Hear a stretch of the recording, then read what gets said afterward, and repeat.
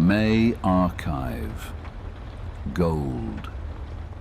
The archive is now unsealed.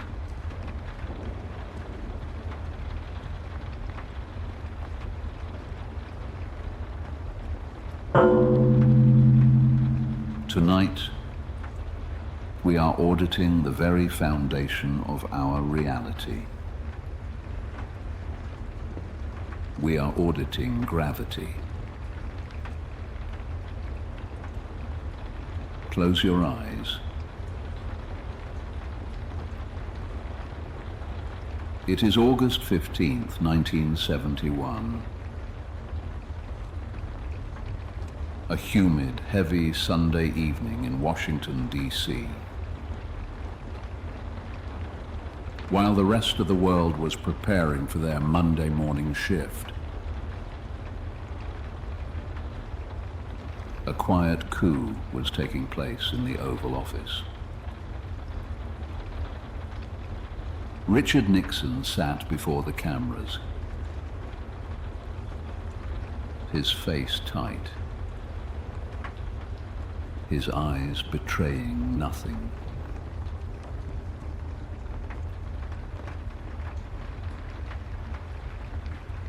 He announced the temporary suspension of the dollar's convertibility into gold.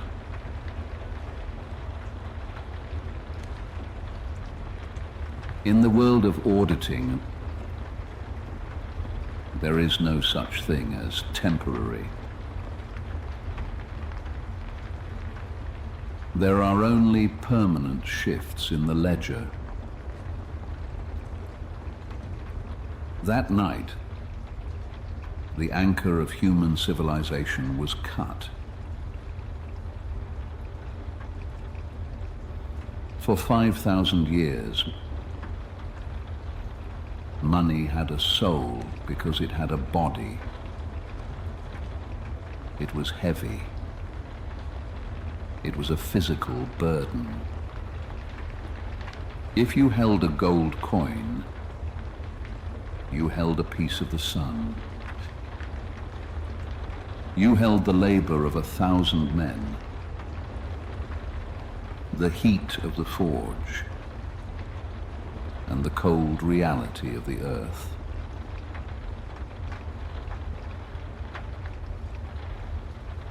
But after that Sunday night, money became a ghost. It became a promise made by people who have spent the last 50 years perfecting the art of breaking them. Why does this matter to you now, 50 years later? Because we are living in the aftermath of lightness. We have built a world of floating numbers, digital signals, and unbacked dreams. But tonight, as the rain falls outside your window, I'm going to pull you back to the bedrock. I'm going to show you why the most powerful people on this planet, the ones who tell you that gold is a pet rock, are secretly hoarding it in quantities that would stagger your imagination.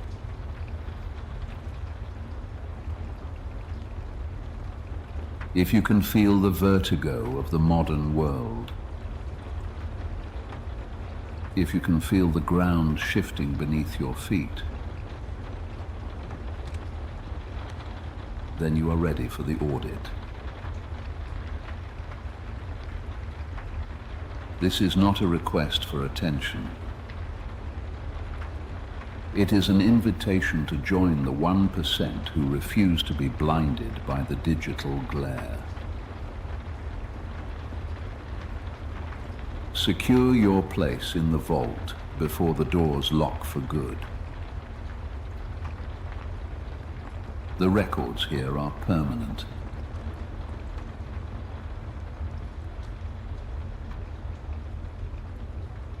Let us begin with the physics. Why gold? Why not iron, or copper, or the silicon bits of a hard drive? Gold is element 79. It is not made on Earth. It was forged in the heart of dying stars, delivered here by a celestial bombardment of asteroids billions of years ago. It is chemically noble. It does not rust. It does not tarnish. It does not vanish. It is the only financial asset that is not someone else's liability. If you own a gold bar, you owe nothing to no one.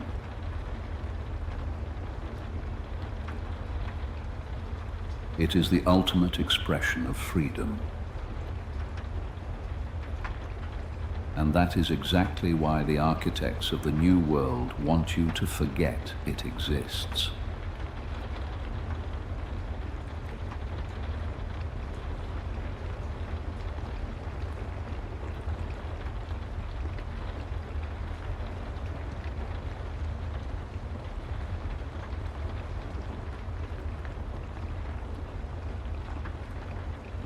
Now, walk with me. We are leaving the chaotic surface of Manhattan, leaving the world of flashing neon signs, digital tickers, and the frantic energy of the stock exchange. We are walking down Liberty Street. The fog today is thick, swallowing the tops of the skyscrapers, turning the city into a series of jagged, dark silhouettes.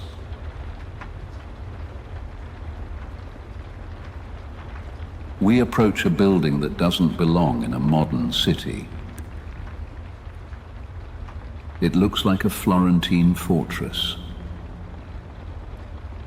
a relic of an age when power was expressed through stone, not software. This is the Federal Reserve Bank of New York.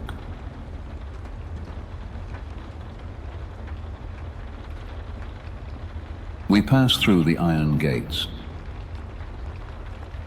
and the noise of the taxi cabs begins to fade.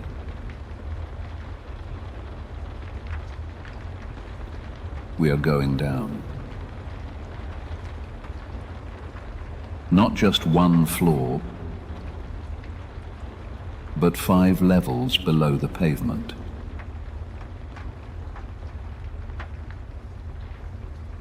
We are descending into the very foundation of the island. 80 feet beneath the street. Here, the air undergoes a transformation. It loses the scent of the city, the exhaust, the steam, the smell of people. It becomes sterile, filtered, recycled. It carries a faint, sharp scent of cold iron and ancient dust. At this depth, we are no longer resting on man-made structures. We are resting on the Manhattan schist, the ancient metamorphic bedrock that has anchored this island for 450 million years.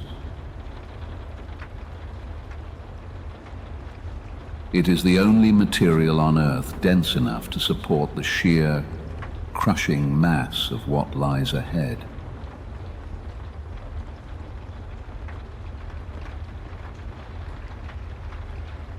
As an auditor, I find comfort in this rock. It is a reality that cannot be negotiated. It is the only thing in New York that doesn't care about the price of the dollar.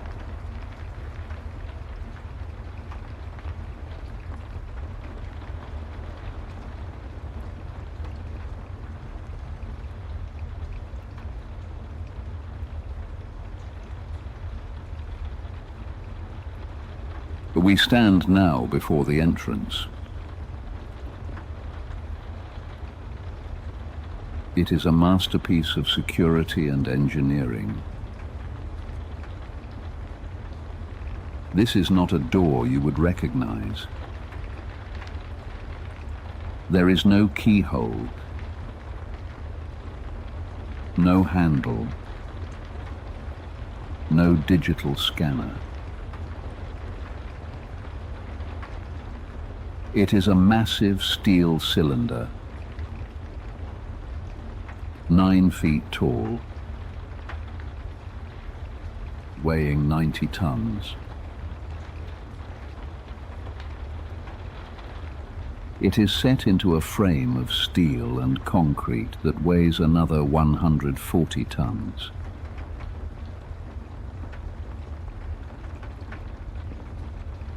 Imagine the precision required to move such a mass. When the combinations are entered, combinations held by 3 separate individuals who are never allowed to be alone in this room. The cylinder begins to rotate. It doesn't move quickly. It is a slow, majestic turn. It groans with a low hydraulic hiss, a sound like a mountain being moved by an invisible hand. When it aligns, a narrow passageway is revealed.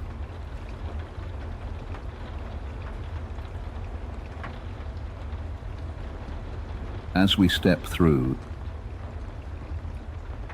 the silence changes.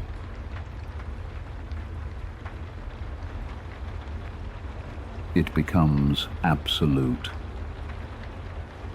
It is a heavy, velvet silence that presses against your eardrums.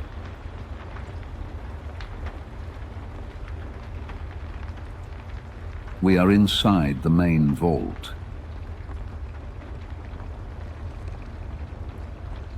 For those of you listening in the dark, imagine the air here. It is perfectly still. No wind, no vibration, no life. It is a tomb for the sun.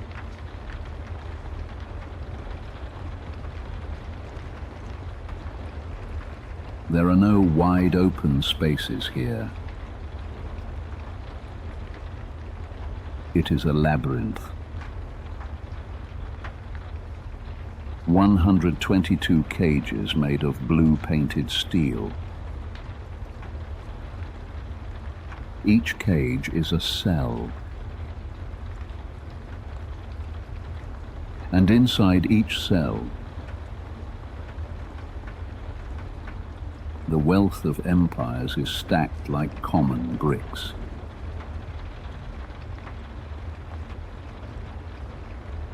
This is not the gold you see in jewelry stores.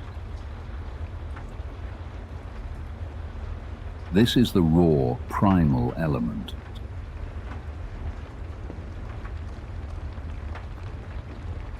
(6,190 tons of it. That is roughly 508,000 bars.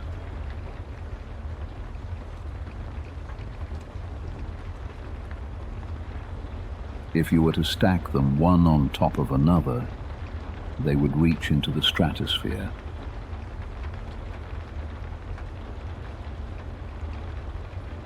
But here, they are confined by the bedrock, held in place by the sheer gravity of their own value.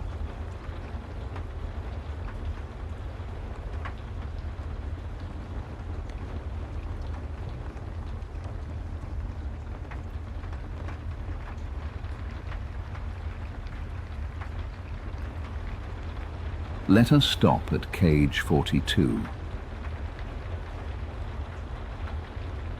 Look at the bars through the mesh. They are not uniform. Some are the size of a standard loaf of bread,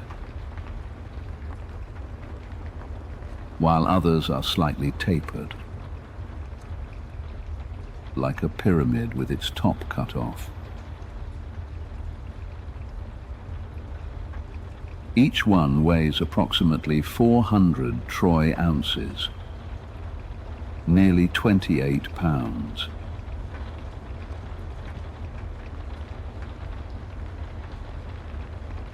Your mind expects it to be heavy, but your muscles are still betrayed.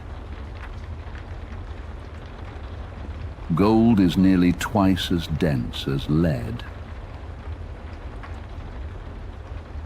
It feels like it is trying to sink through your palms, trying to return to the center of the earth.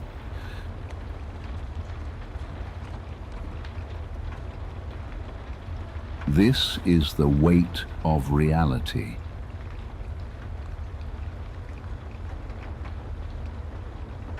You cannot fake this density. You cannot replicate this feeling with paper or pixels.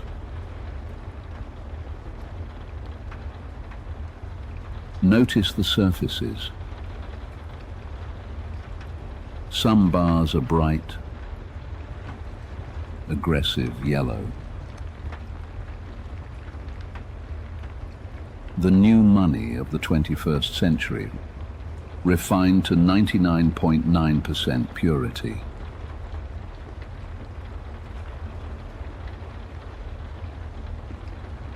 Others are dull, covered in a fine layer of grey dust, stamped with the seals of the 1920s and 30s.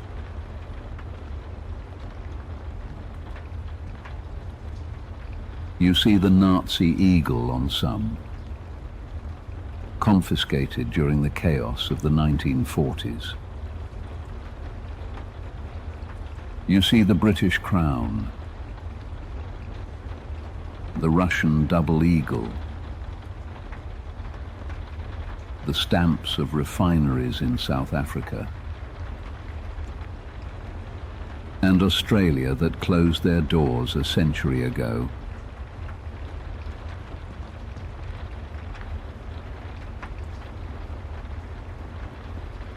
Each bar is a silent witness. Each bar represents a nation's blood, its wars, its peace treaties, and its survival.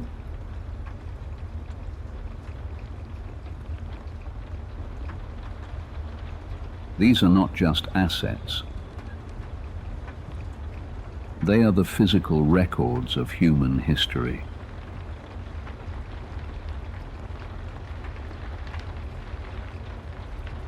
But as an auditor,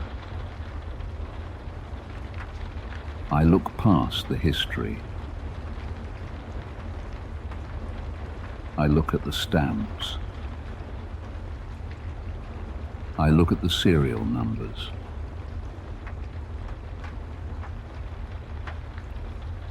And I see a disturbing pattern. Many of these bars have been here for 70 years. They are stationary. They are dead capital. Or are they?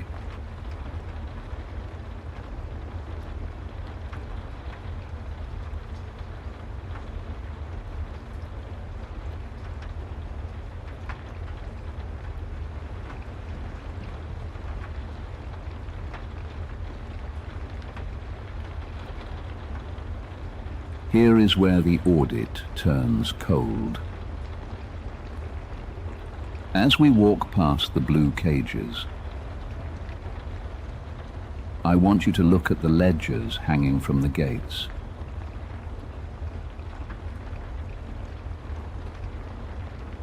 These are the paper records that tell us what should be inside. But when was the last time a bar was actually pulled from the bottom of the stack and put on a scale?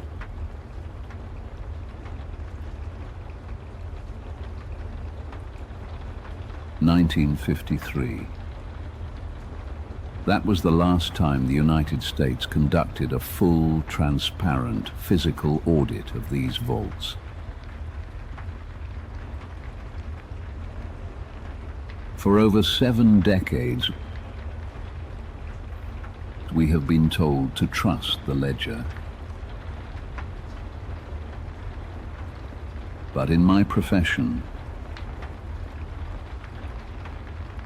trust is the enemy of truth.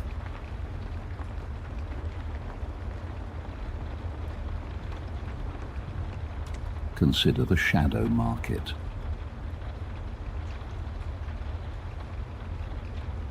In the world of high finance, these bars are often leased out. A central bank in Europe might own a cage here, but they can lease that gold to a commercial bank in London to generate a small interest rate.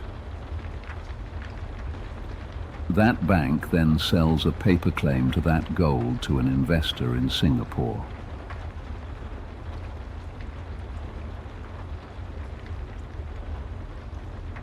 The gold never moves.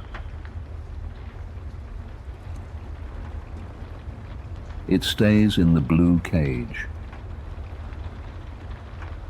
covered in Manhattan dust.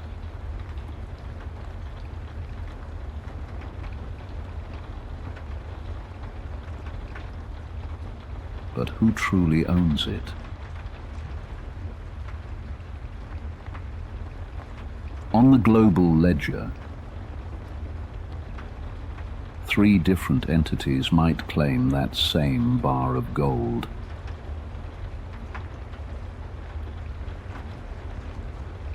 This is rehypothecation. It is the alchemy of the modern age. The banks have created a world where the same bar of gold exists in 3 places at once on paper, but only in one place in reality.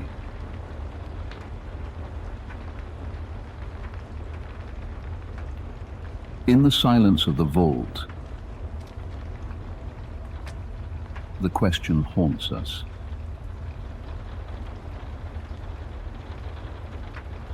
If every nation and every investor asked for their gold at the same time,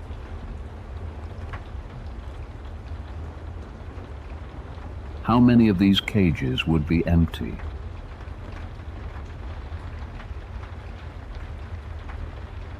How many of these frozen suns have been sold 100 times over?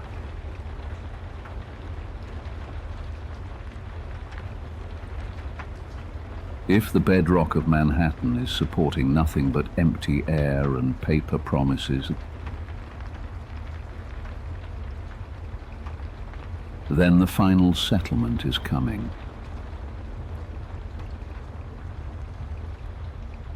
And it will be heavy.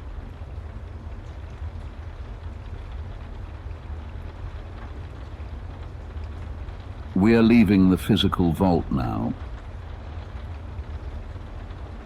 but the audit is far from over.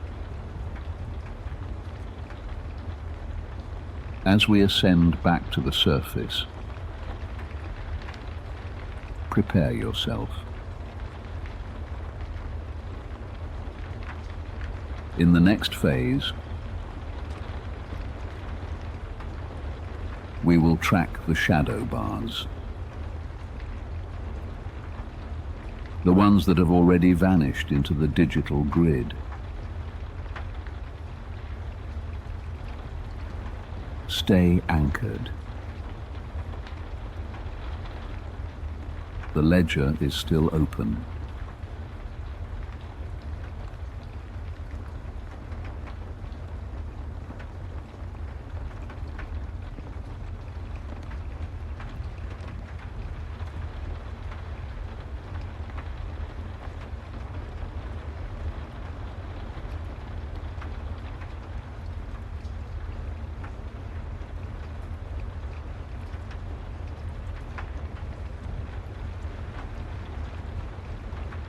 While the world remains distracted by the flickering blue light of screens and the breathless daily promises of a virtual salvation,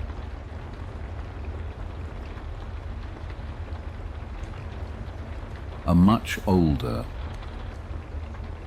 much darker game is being played in the quiet corridors of the high finance cathedrals.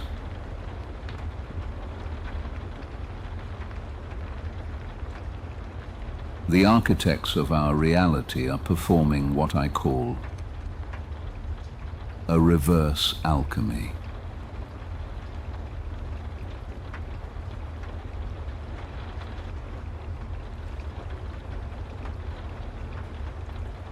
In the dusty, candle-lit workshops of the Middle Ages, the alchemists spent their entire lives trying to turn lead into gold. They failed because you cannot cheat the fundamental laws of the universe. You cannot conjure value from the common.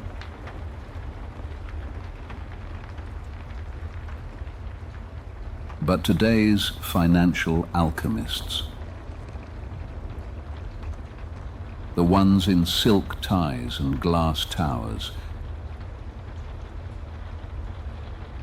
have finally succeeded in their own way.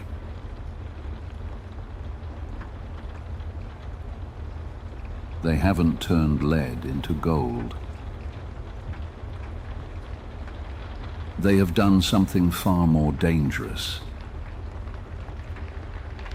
They have turned gold into paper. They have taken the heaviest, most honest element in the known universe and stripped it of its physical body.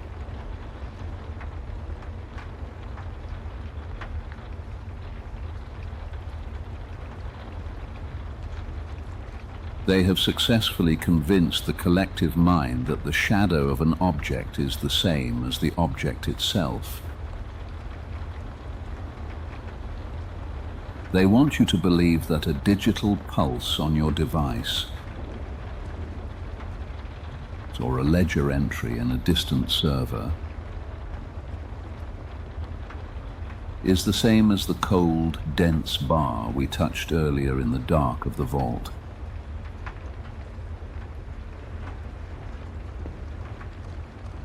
They encourage you to trade in shadows, to speculate on futures that never arrive, to hold unallocated accounts where your wealth exists only as a flickering digital ghost in a machine you do not own.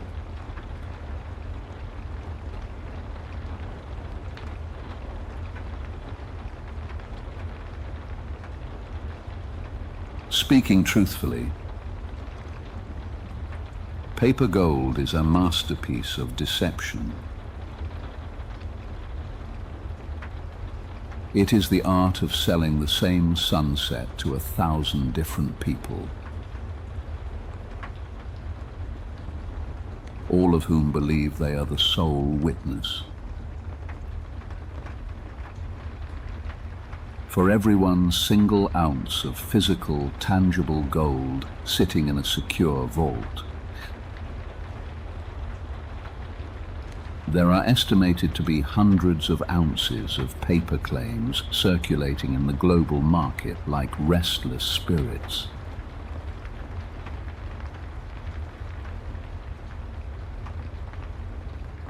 It is a grand, global game of musical chairs played with the life force of humanity. As long as the music of market confidence plays, everyone feels the warmth of wealth.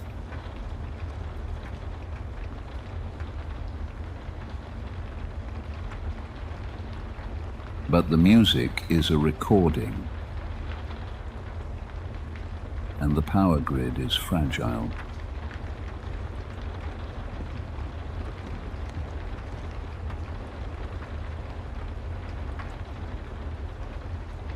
What happens when even a tiny fraction of those hundreds of claim holders decide they no longer want the promise? What happens when they demand the atom? The answer is a mathematical certainty. The paper world will vanish in a single silent afternoon, leaving only the void where the gold was supposed to be.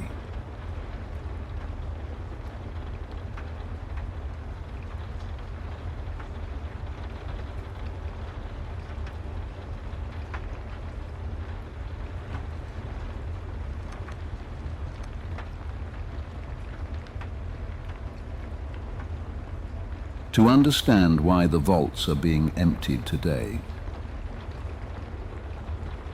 we must look back at the moments when the mask first slipped.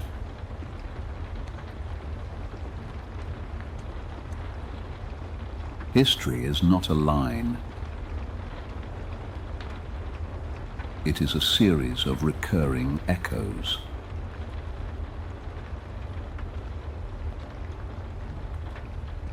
Consider the spring of 1933. In a single afternoon, the highest authority in the land declared that the very gold held in the hands of the people was no longer theirs to keep.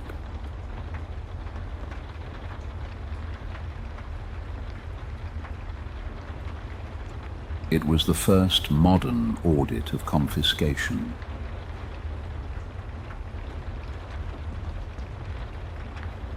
Under the guise of an emergency,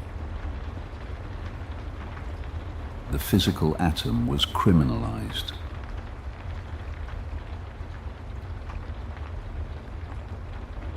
The people were given paper in exchange for their heavy truth, promised that the paper held the same value.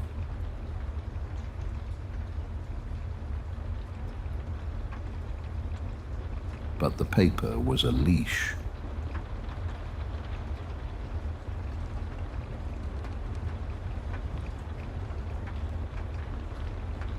Imagine the scene. thousands of people lined up in the rain,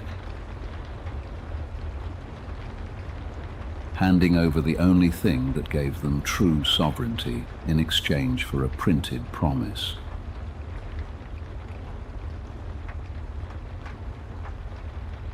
They were told it was for the common good. But the ledger shows a different story.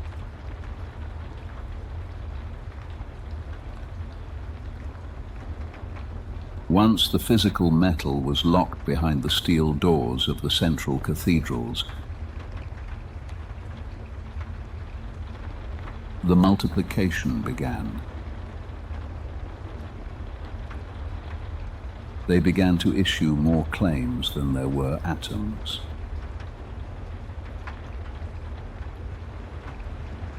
They turned the gold into a ghost,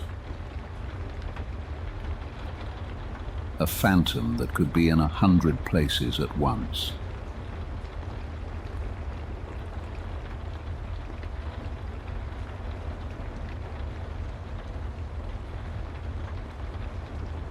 We are living in the terminal phase of that 1933 betrayal.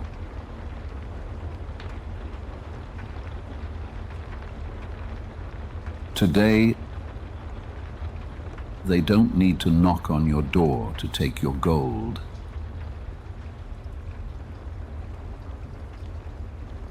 They simply ensure you never own any to begin with.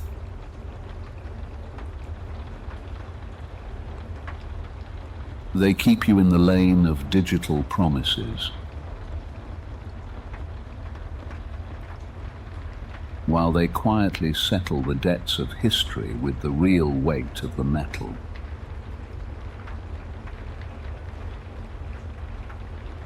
They move the world from a system of proof of work to a system of proof of trust.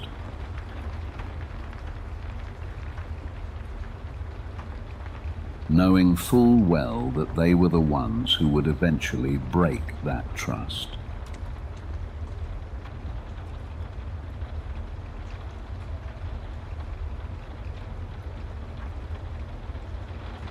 Fast forward to the 1960s. A decade the world remembers for its music and its wars.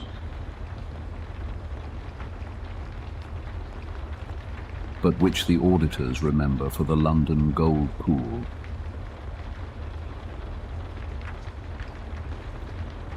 It was a desperate secret alliance of 8 central banks. A frantic attempt to suppress the price of truth.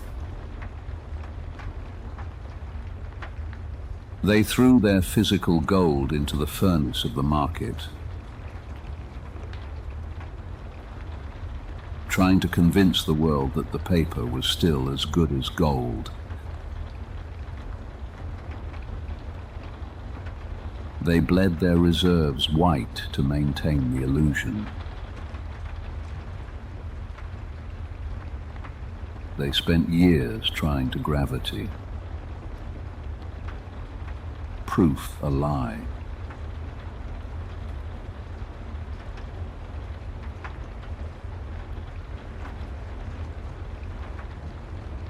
But the ledger eventually demanded an answer. The world saw through the rigging. They saw that the atoms were fleeing the vaults of the West, heading toward anyone who still valued the physical over the digital.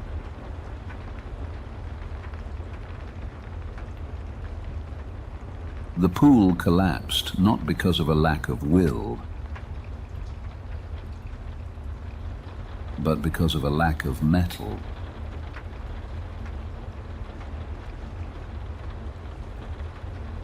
You can rig the price, but you cannot rig the inventory.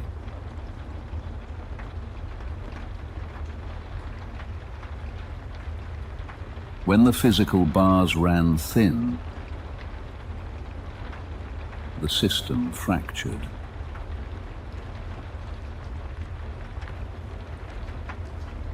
This is the exact pattern we see emerging in the quiet hours of our present age. Once again, the gap between the paper price and the physical reality is widening.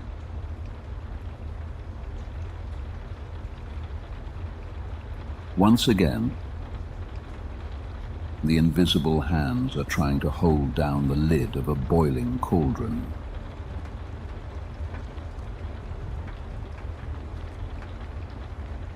But the gravity of the metal is relentless. The elites know this better than anyone. They remember the collapse of the pool. They remember the day the windows closed.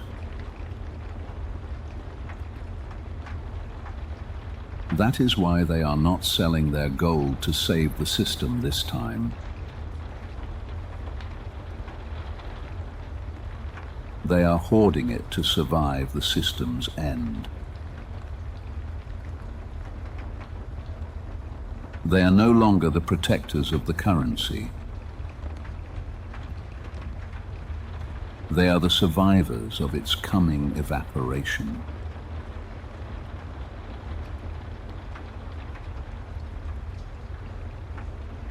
Now, look at the world around you. We have built a civilization on light money.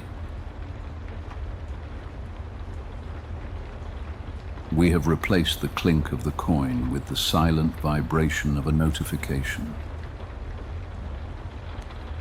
They have built an architecture of virtual vaults.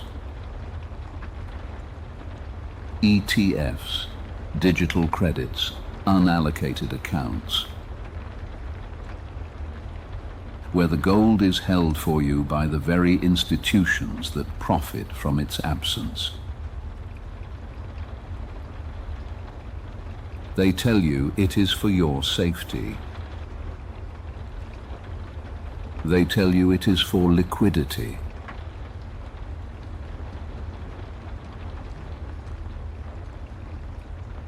But in the language of the auditor, liquidity is often just a polite word for evaporation.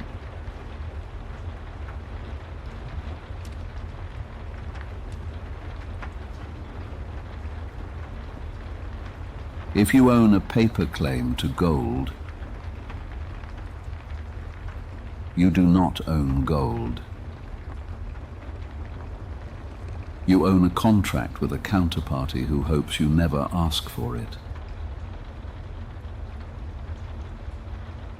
It is a grand, global game of musical chairs played with the collective wealth of humanity.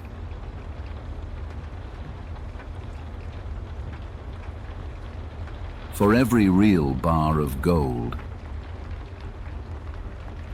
there are hundreds of digital ghosts floating in the system. As long as the lights stay on, as long as the signal is strong, the ghost looks like a man. But when the systemic tremors begin, when the cyber frontiers are breached, or the geopolitical plates shift, the ghosts will vanish. The people who thought they were anchored will find themselves drifting in a digital void.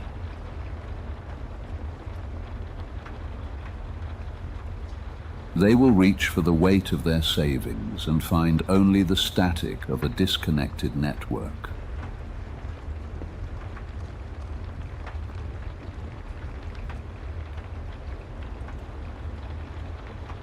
This is the alchemy of the elite.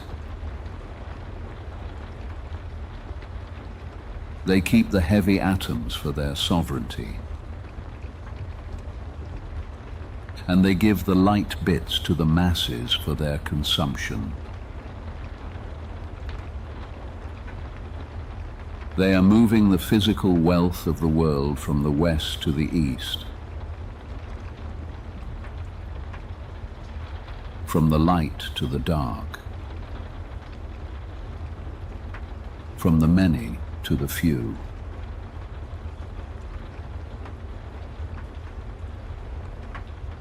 They are preparing for a world where the cloud is no longer a place of storage, but a place of deletion.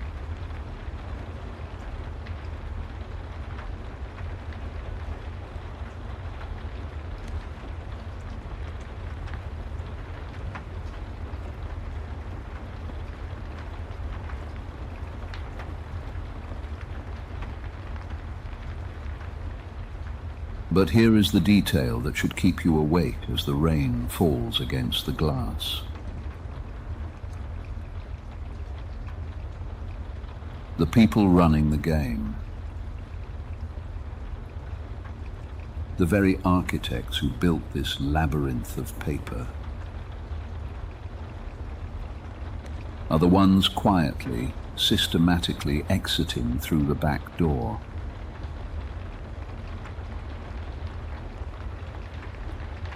If you watch the movements on the global ledger with an auditor's patience, you will see a massive, silent migration.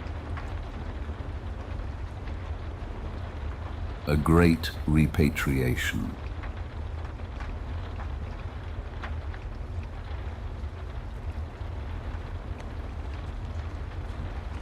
The guardians of the East have watched the West print its way into a corner for half a century. They are no longer interested in the paper game. They are vacuuming up the world's supply, moving it across oceans, and locking it beneath their own bedrock, behind walls of reinforced concrete and state-sanctioned silence.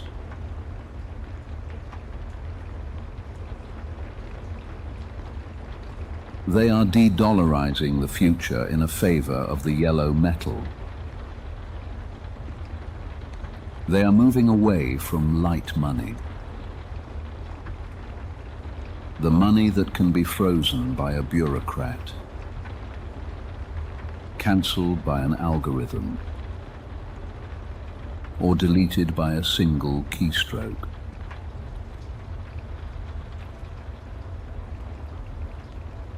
And moving back into the heavy truth of the physical world.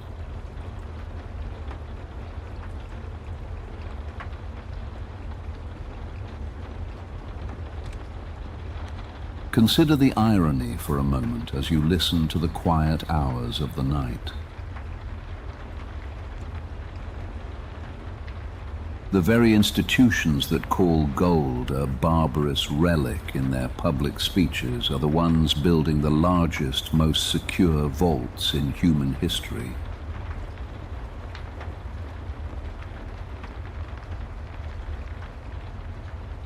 They tell you to be modern, to be digital, to be weightless.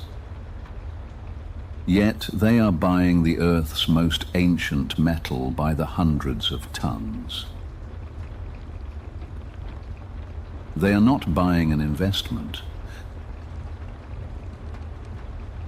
They are buying an exit strategy. They are buying the power to survive the collapse of the very system they manage. They are building lifeboats of pure, dense atoms, while they tell you to keep swimming in the digital sea.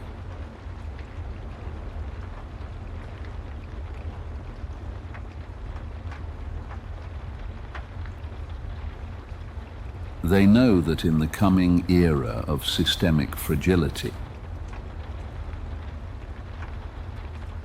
a digital asset is often a liability in disguise.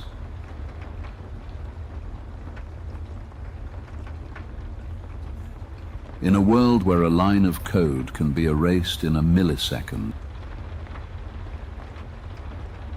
where a coordinated strike can blind a banking network, or a solar flare can factory reset the history of our transactions,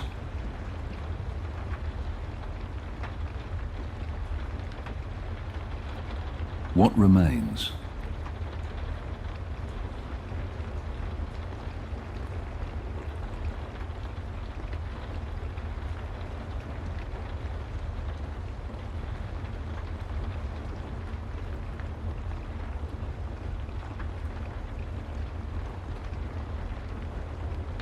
We are witnessing the final standoff between atoms and bits.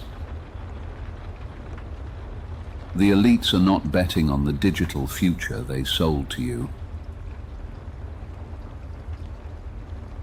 They are hedging against it.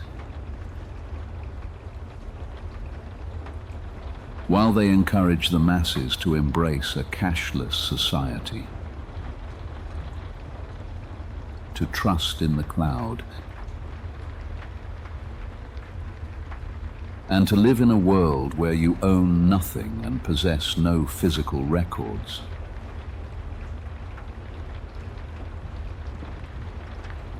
They are pulling physical reality back into their own private sanctuaries. They are securing the atoms while the world is distracted by the bits.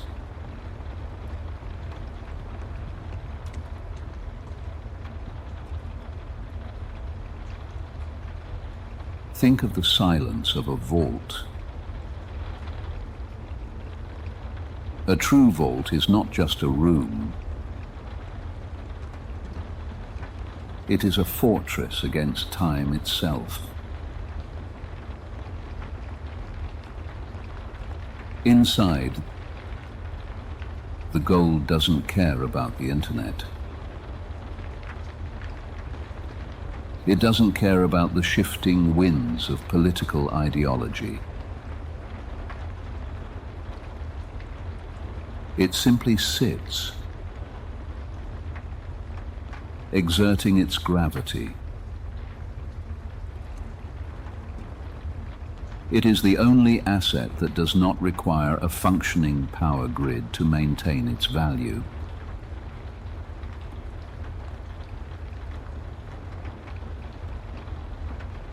They want you to live in the cloud, a place where everything is temporary. Everything is tracked, and everything can be taken away with the push of a button.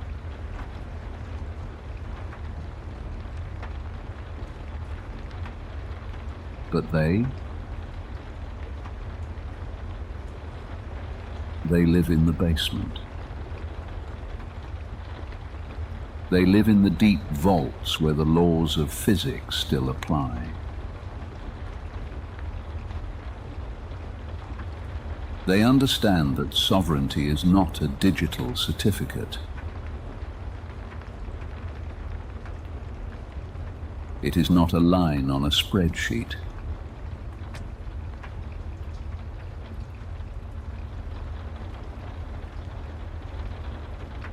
It is a physical reality.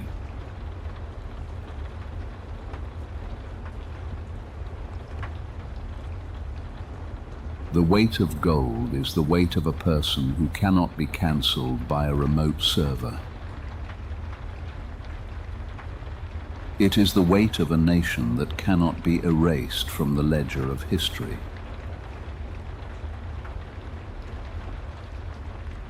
It is the gravity that keeps you anchored when the storms of the financial world begin to blow.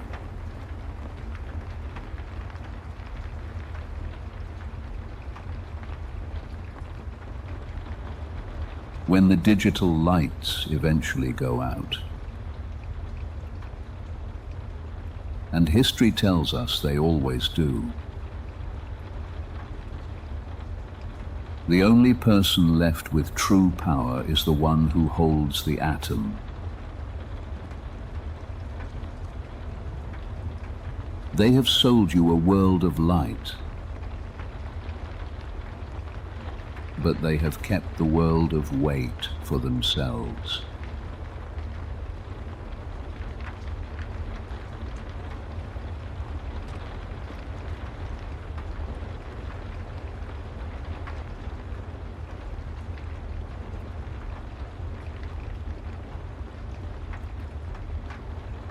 This is the greatest audit of our century,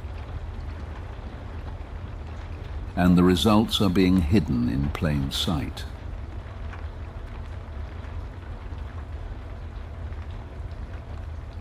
They want you to stay light so that you are easier to blow away.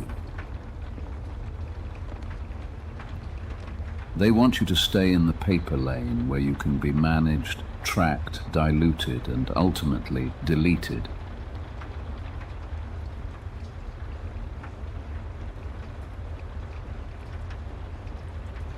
But the ledger doesn't lie. The gold is moving.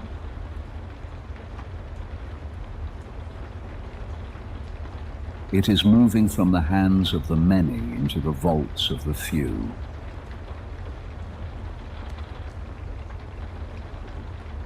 It is moving from the world of promises to the world of atoms.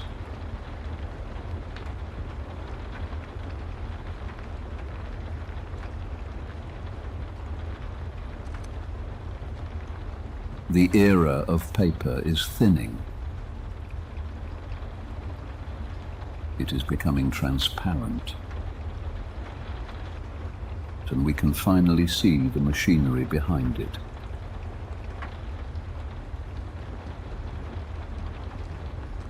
The gravity of reality is returning, and it is pulling us back down to earth.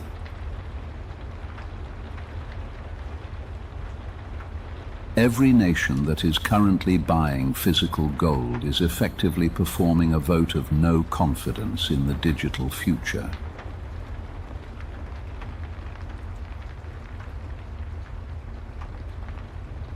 They are preparing for a world where the only thing that matters is what is physically present.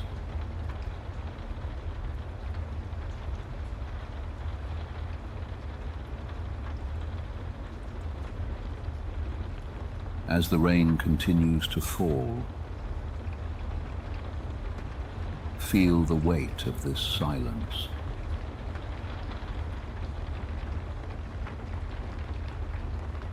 The gold is moving. The ledger is being settled. The era of the ghost is ending, and the era of the atom is returning.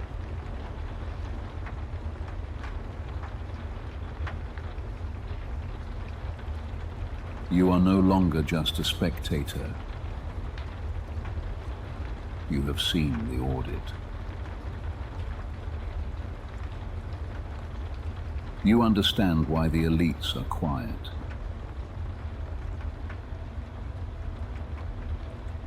You understand why the vaults are being reinforced. Stay heavy. Stay anchored.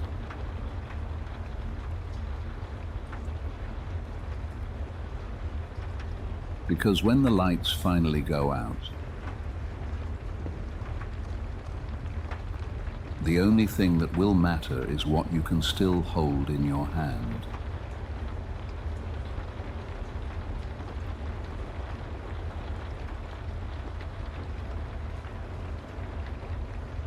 The audit of the sovereign reserve system is now nearing its final seal.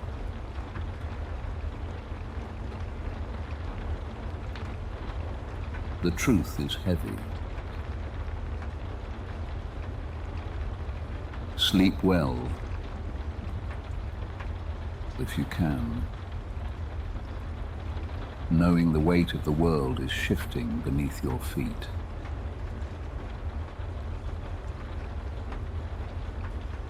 The audit continues in the silence.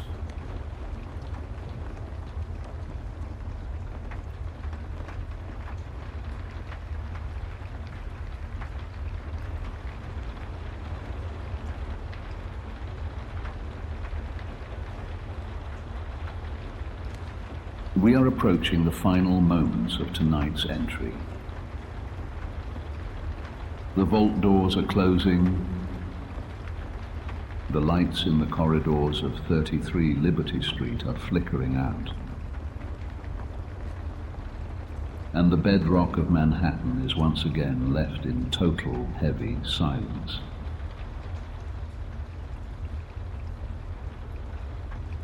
But before you drift away, I want you to feel the weight of what we have discussed.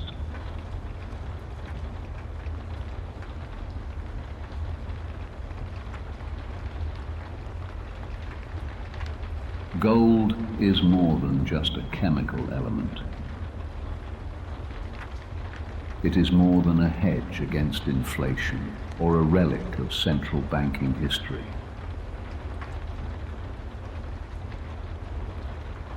It is a philosophy.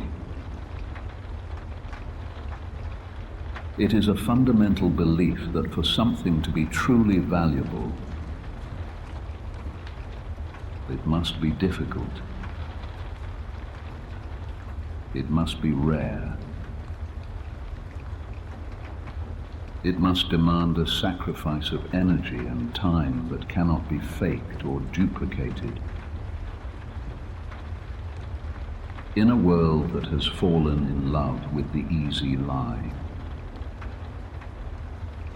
the idea that wealth can be printed, that value can be conjured from thin air, and that reality can be lived in a digital cloud. Gold remains the ultimate rejection of that fantasy.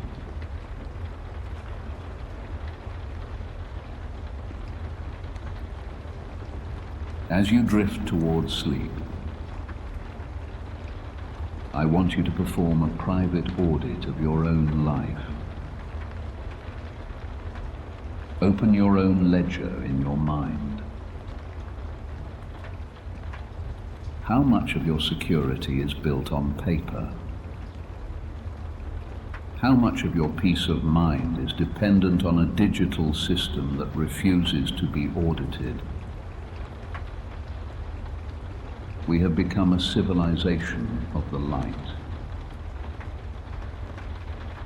floating on credit,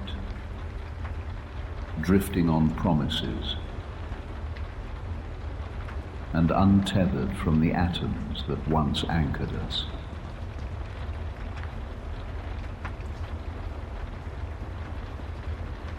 But as we have seen tonight, the gravity of reality is a force that cannot be ignored forever.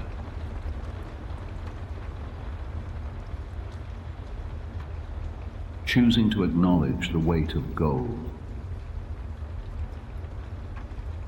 to seek the bedrock instead of the cloud, is a revolutionary act. It is an act of reclamation. It is the choice to be heavy in a world that wants to blow you away like dust.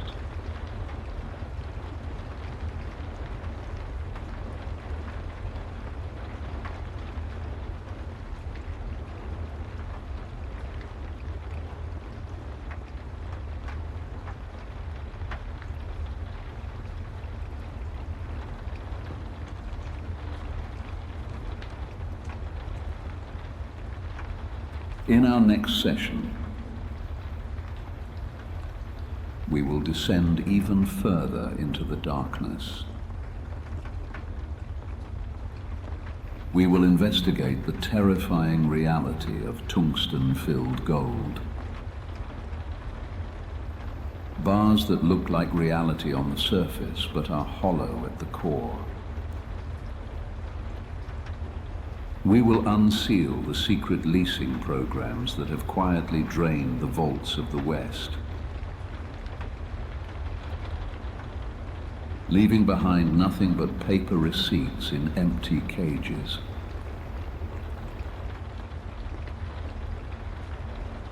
It is an audit that will change the way you look at the safety of the global financial system forever.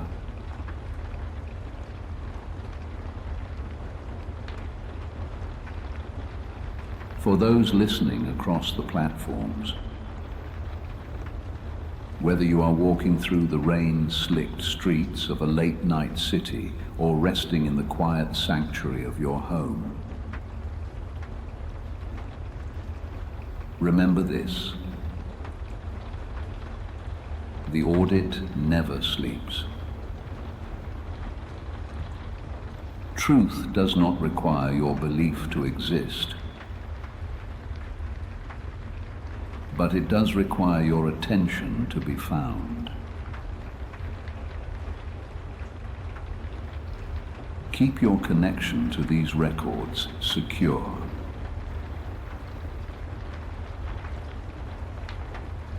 The series will continue, and the entries will only become more vital as the storm approaches.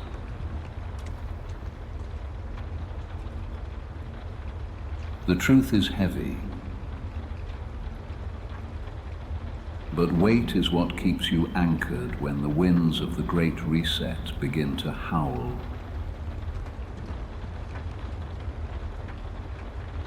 It is the only thing that will remain when the digital lights go out and the paper promises burn away.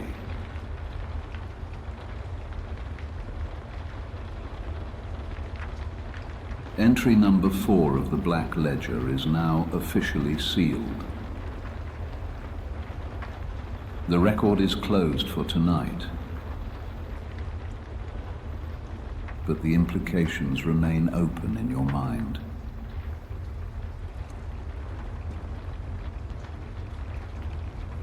Keep your assets heavy. Keep your thoughts sharp.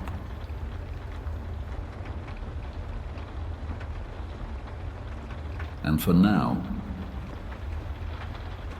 let the gravity of the bedrock pull you into the deep, honest silence of the night.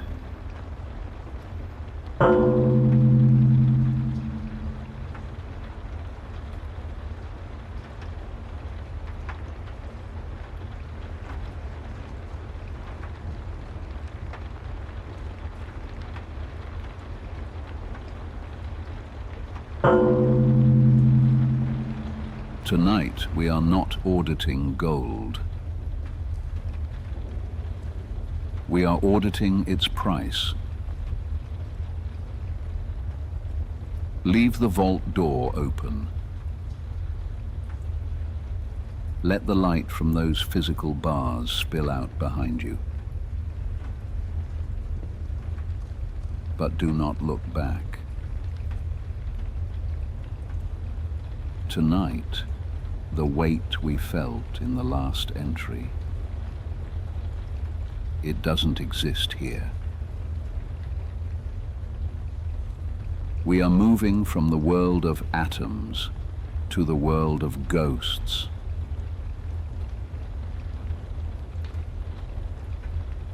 In our last entry, you held it. You felt the weight of something real. Cold, dense, final. Gold did not need belief. It only needed to be weighed.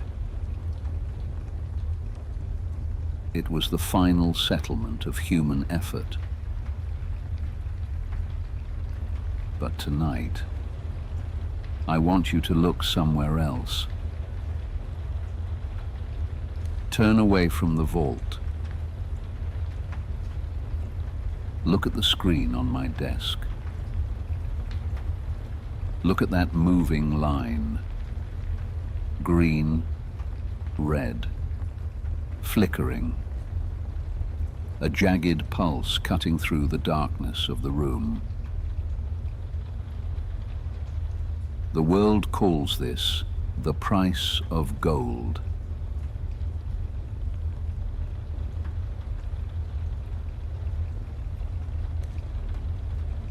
Watch it for a moment.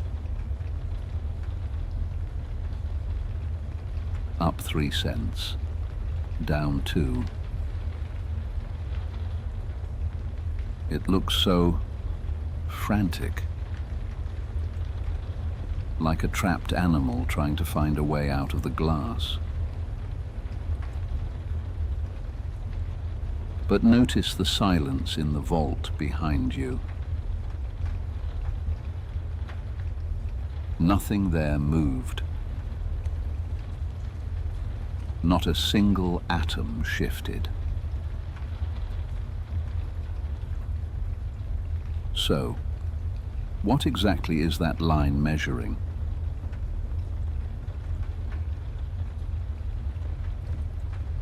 I'm here to tell you.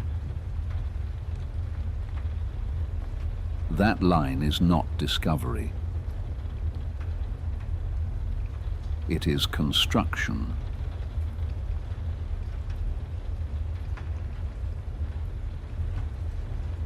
Economists love the term price discovery.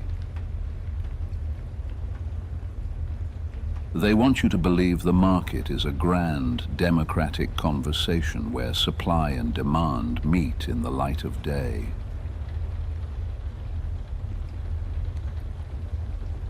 They want you to think that screen is a mirror, faithfully reflecting the soul of the metal.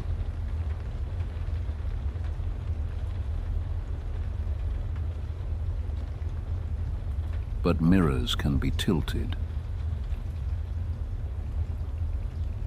Glass can be smoked. What if the reflection you're seeing was painted on the glass before you even walked into the room? What if the price isn't following the gold, but the gold is being dragged by the price?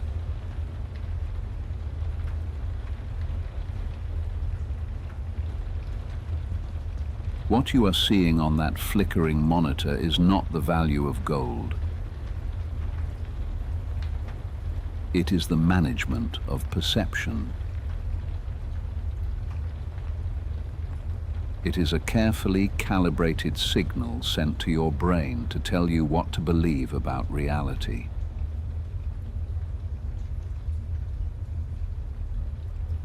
Behind that line, there is something you cannot see. Not a bar, not a vault, but a system.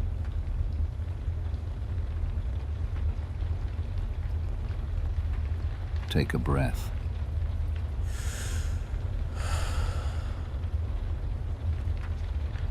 The air in here feels thinner when you look at the screen, doesn't it?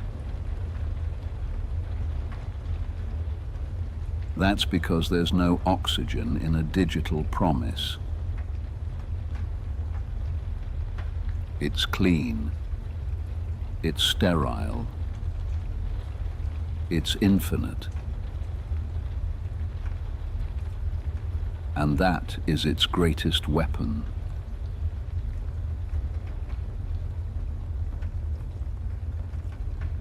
It is a system designed to answer one single, desperate question. How do you control the price of something you cannot print?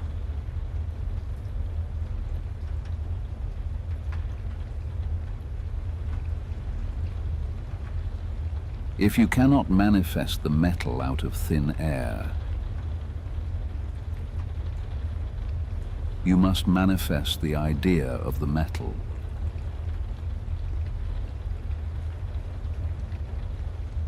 You must create a shadow so large, so heavy, and so convincing that the world forgets to ask if there is a body casting it.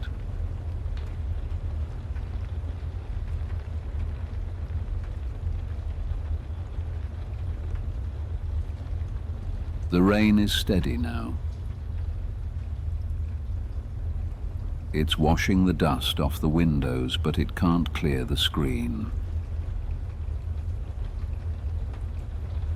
We are going to go inside that line.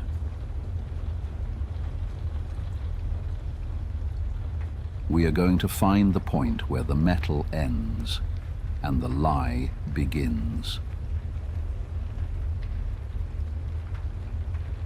Welcome to the era of shadow bars. In the sessions to come, we will dismantle the machinery of this alchemy. We will audit the contracts that have no collateral, the promises that have no vaults, and the ledger entries that act as anchors for a world drowning in debt.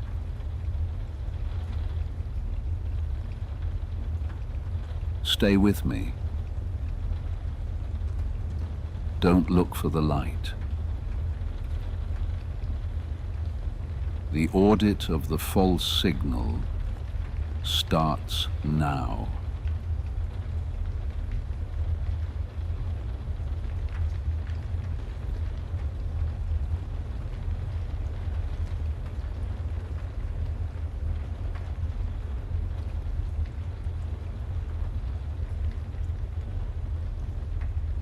Let's unseal a file that the history books prefer to keep dusty, hidden beneath layers of academic jargon.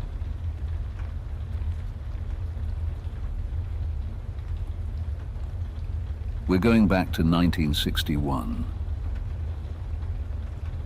The post-war euphoria was fading. The cracks in the Bretton Woods system were no longer just whispers. They were screams.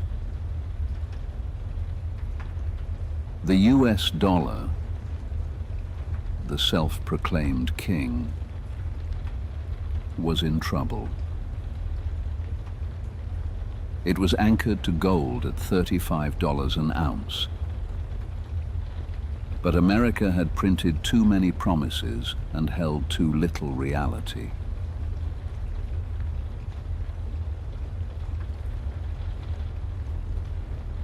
In late 1961, 8 men, representing the most powerful central banks on Earth, leaned over a mahogany table.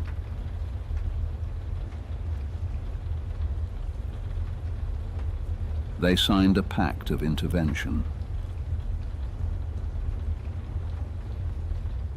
This was the birth of the London gold pool.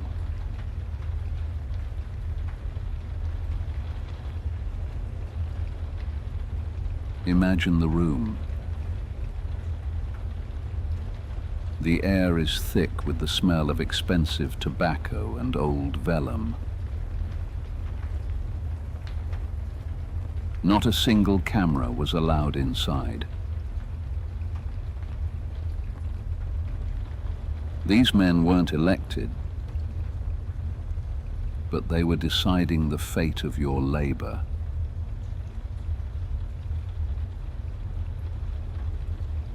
They weren't looking at charts. They were looking at each other, calculating how much of their nation's soul they could afford to sacrifice to keep a lie alive.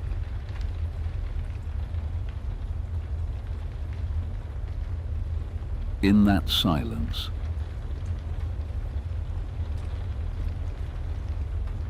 they didn't just manage a market. They built a cage for it.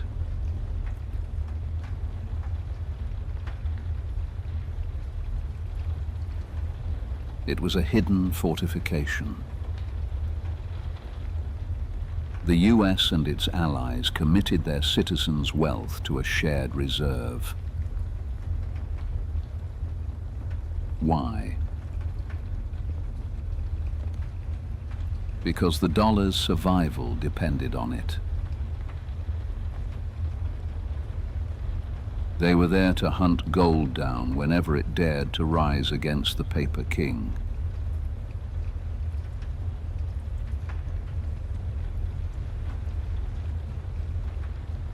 You've probably seen it before. A small movement. A few dollars up.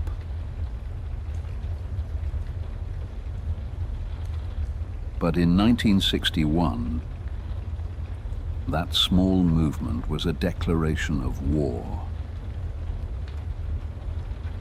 It meant the world was starting to trust the metal more than the men.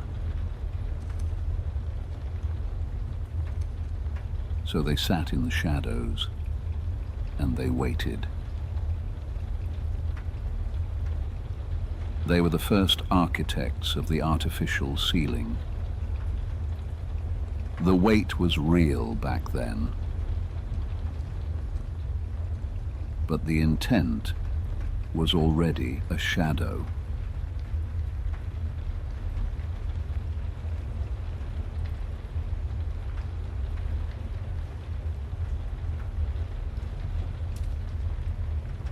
Why was that $35 ceiling so critical? Because if gold rose, the illusion of the dollar would shatter. It would be a public admission that the paper in your pocket was losing its soul. So the pool became the invisible hand's iron glove.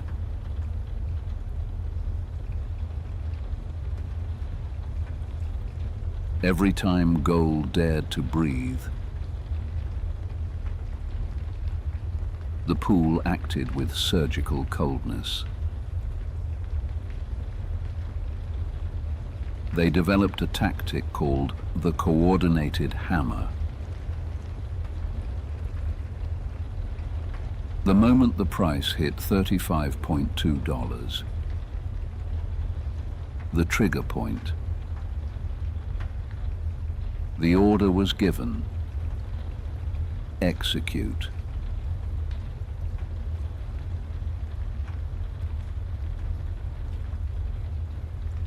Take a breath.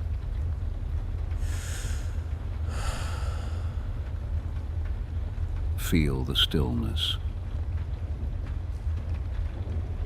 No new mines had collapsed.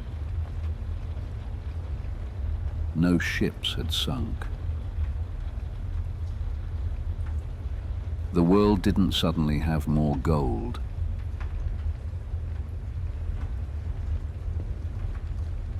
And yet, the price was forced down by a ghost hand. It's the sound of a heavy door slamming shut every time the truth tries to speak. That alone should feel like a cold shiver down your spine.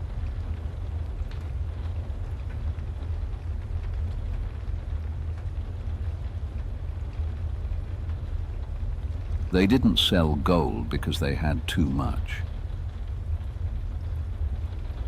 They sold to crush the spirit of the market.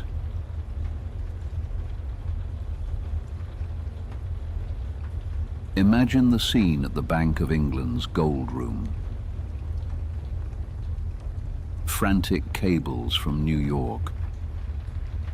Coordinated waves of intervention. They would flood the scale with physical bars until the buyers were exhausted. They were drowning demand in a sea of metal, hoping the world would stop looking at the reality beneath the paper. They didn't need the world to be convinced. They just needed it to be tired.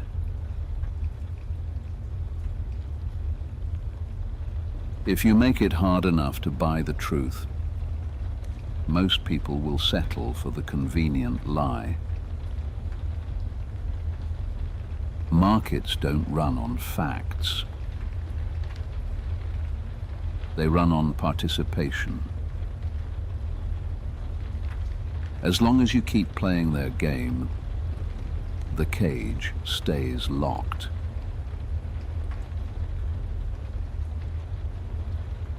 But reality is a patient hunter. France, under Charles de Gaulle, was the first to sense the rot. De Gaulle viewed gold as the only true sovereign of nations. He understood something we've forgotten. You cannot negotiate with reality forever.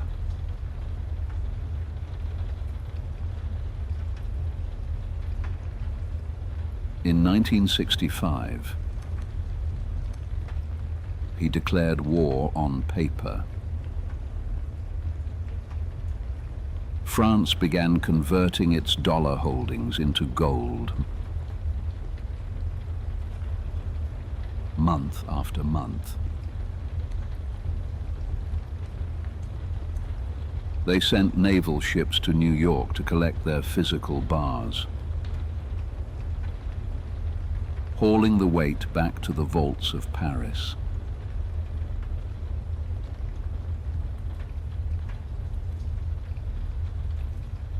Imagine those ships. They weren't carrying promises or diplomatic cables. They were carrying the sheer physical weight of sovereign independence.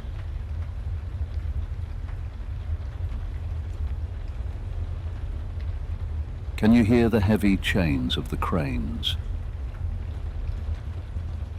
The dull thud of the bars hitting the deck? While the rest of the world was collecting receipts, France was collecting the only thing that doesn't require a signature to be valuable. They were holding the weight while the empire held the air.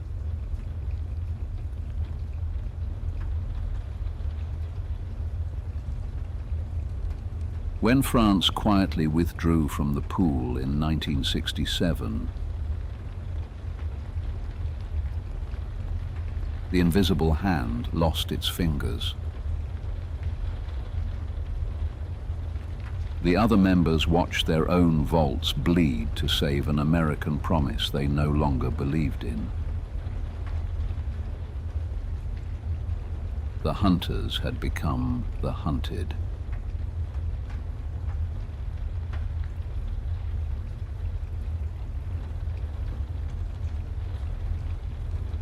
Even in the grandest halls,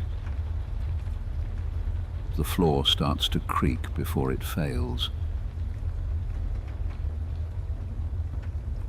The men in that mahogany room, they must have felt the cold draft.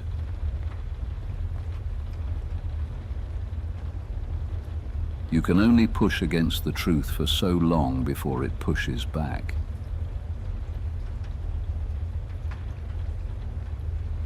And eventually, the weight becomes too much for the paper to carry. Something always gives.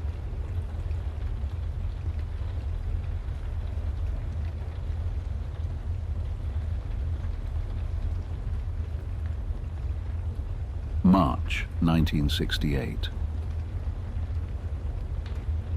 The final month. The London market was seeing chaos never witnessed in peacetime.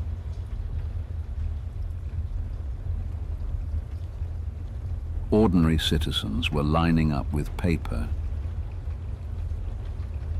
demanding the truth.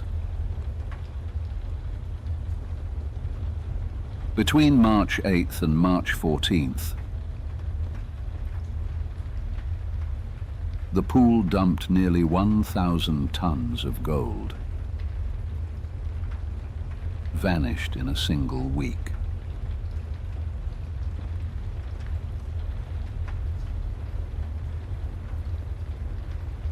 The US Air Force was reportedly flying gold bars from Fort Knox directly to London in real time. The vaults were being emptied. But the shadow was no longer enough to cover the sun.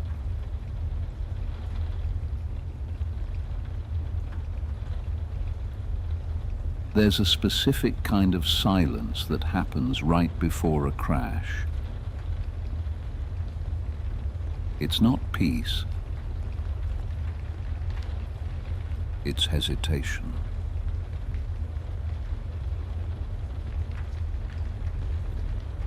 A man stands at the counter. He doesn't want to hear about stability or agreements. He says 3 words that break the entire illusion. Show me the bar. And in that moment, the empire realized.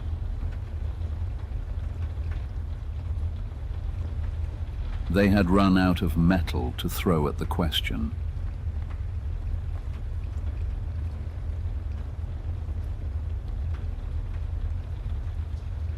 On March 15th, the Queen of England declared an emergency bank holiday. The London market was closed by force. The pool had collapsed under the sheer weight of reality. When it reopened, the world had changed. It was the first official admission that the dollar was no longer what it claimed to be.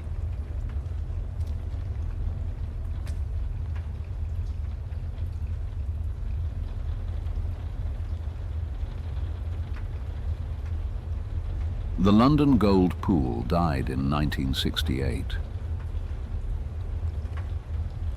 But the architects learned a lesson.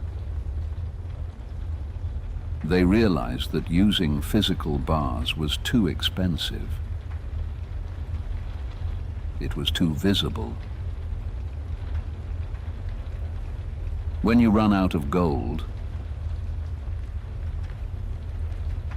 the world sees the end of your power.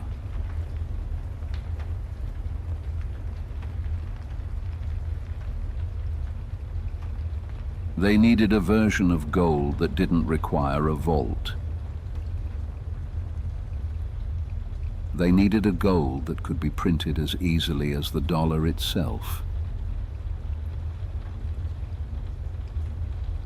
They needed the shadow bar.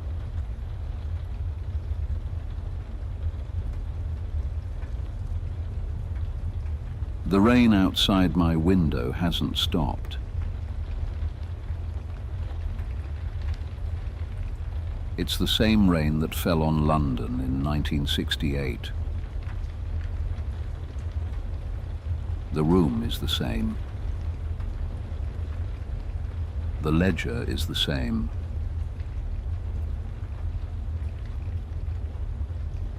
But the weapon has changed. They stopped fighting the truth with metal. They started fighting it with concepts. They moved the battlefield into a place you can't touch.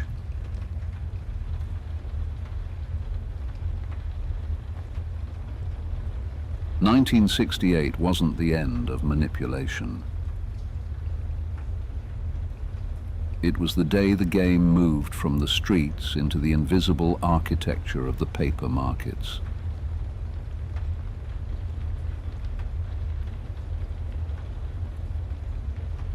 They moved from physical suppression to conceptual alchemy.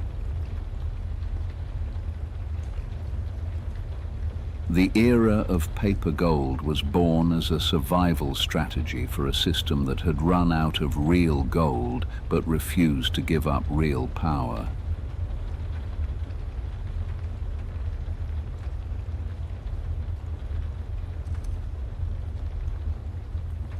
Take one more breath.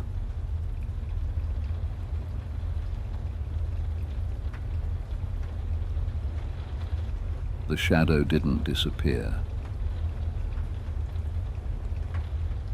It just became the floor you walk on. Let that settle. Because the audit of how they built that floor has only just begun.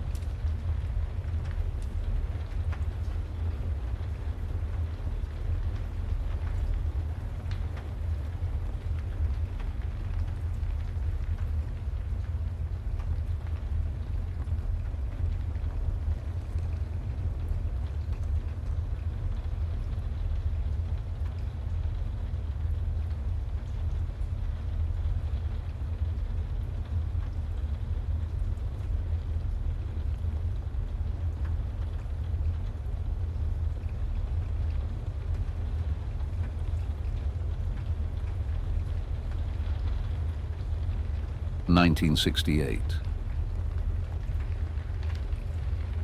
The London gold pool didn't just break. It shattered under the sheer, unmanageable weight of reality.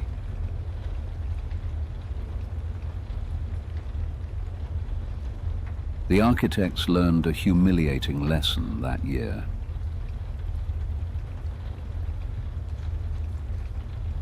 You cannot suppress the price of truth if truth is your only weapon.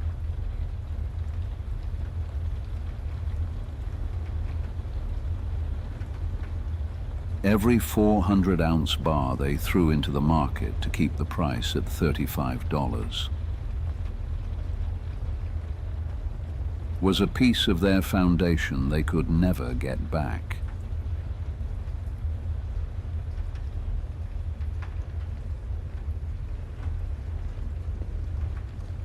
Reality was too heavy, too scarce, too visible.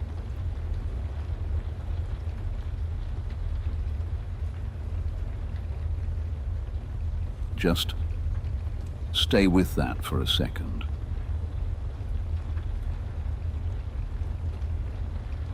Imagine the void left in the vault every time a bar was sold.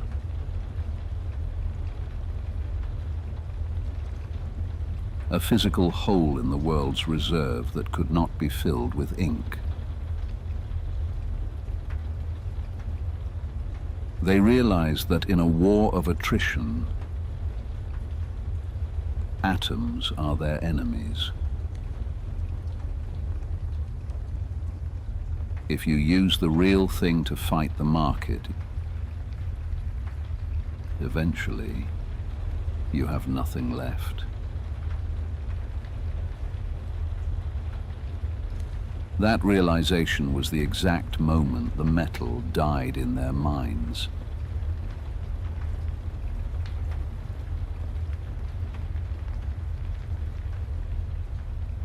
They evolved. They realized they didn't need to move the metal if they could move the perception of it.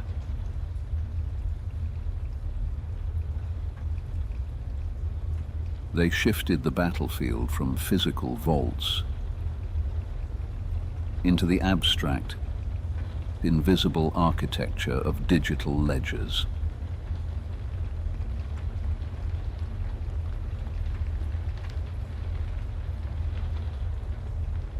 Think about the unallocated account.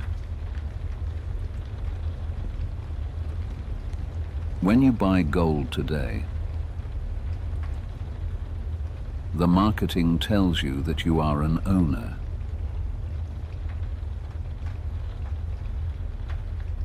But look at the fine print. You don't own a serial numbered bar. You are merely an unsecured creditor. You own a digital entry, a promise.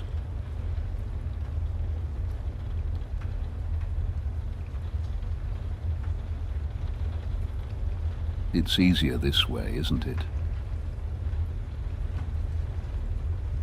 No armored trucks, no heavy lifting, no dusty vaults.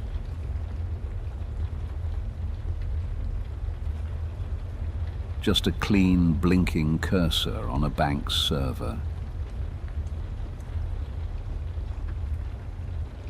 It feels modern. It feels efficient.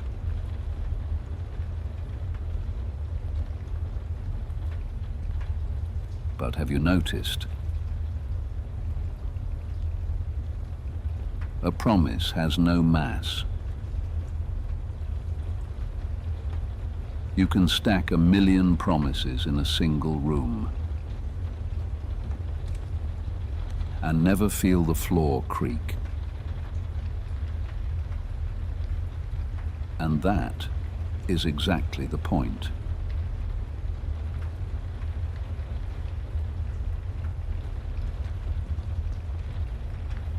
This is the birthplace of the shadow bar.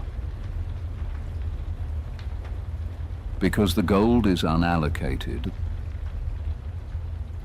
the bank functions on fractional reserve alchemy.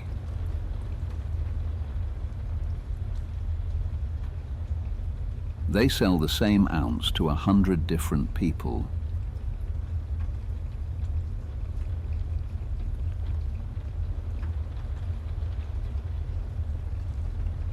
Most people never ask for delivery. Why would they? The number on the screen says you're wealthy. As long as you're content with the reflection,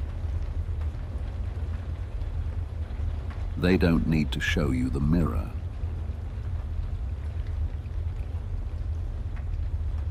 They've created a world where the idea of gold can be traded, while the fact of gold stays locked away, or simply doesn't exist.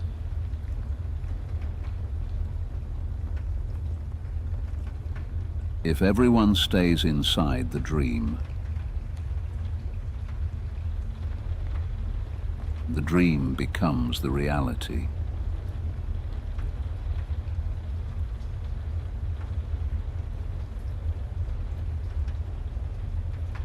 To control a global price, they needed a pressure valve, the COMEX. In the world of derivatives, you aren't trading gold.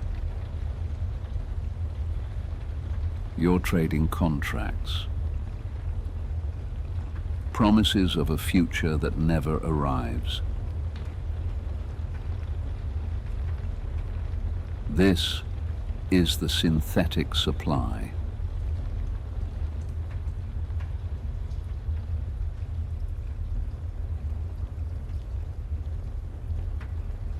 When the price begins to rise, the architects summon the shadow. They dump thousands of sell contracts in seconds. More gold than is mined in a year, appearing on a screen from nowhere.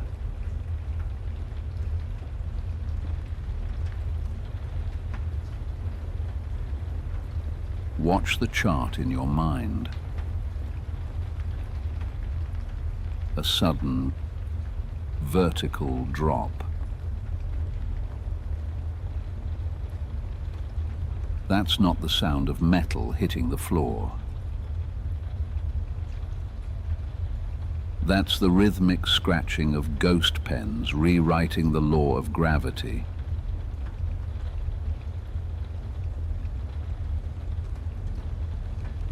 They aren't mining the earth. They're mining the ledger.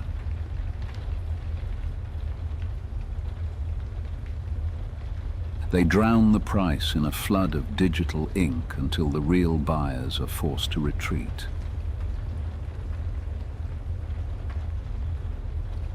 It's the ultimate financial diversion.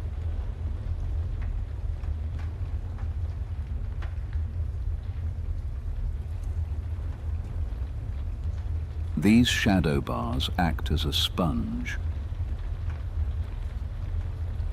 absorbing the demand and diverting it away from the physical vault into a digital reservoir.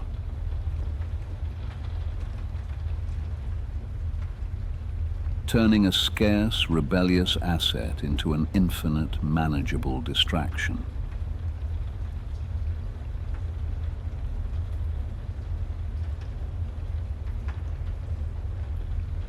Take a breath.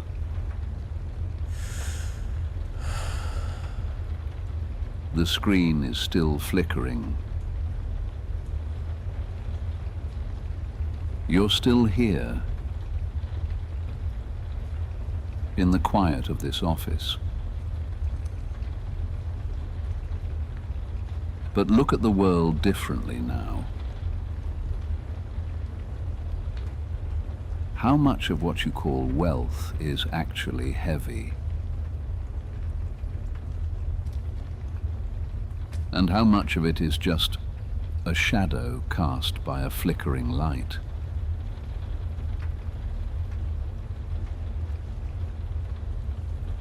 Let it settle.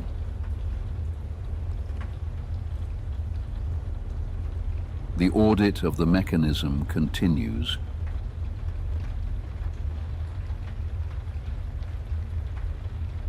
Look at the world around you today. This architecture of shadows is no longer a secret experiment. It is the global standard. And its most potent weapon isn't a complex algorithm. It's convenience.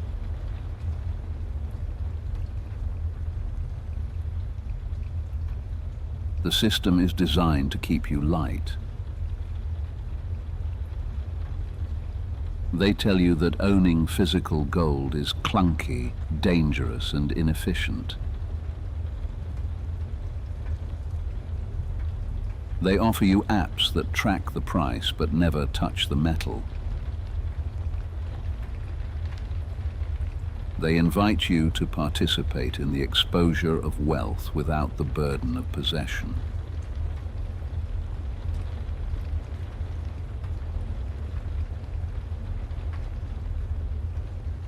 It's so easy to click a button, isn't it? To see your balance update in milliseconds. They've turned the most rebellious asset in history into a video game. If it's fast, if it's clean,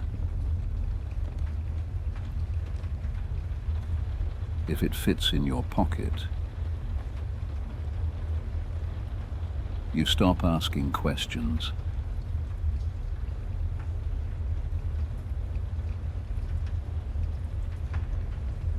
They gave you the speed. So you wouldn't notice you lost the substance.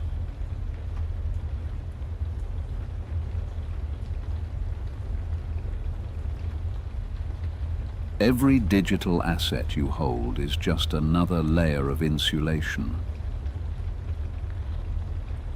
These layers are there to protect the system from your demand. By keeping you in the paper layers, they ensure your capital never reaches the physical market. You are holding the map.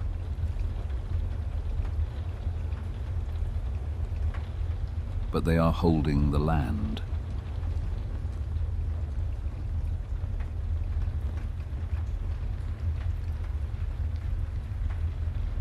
Imagine a wall made of millions of pages of fine print.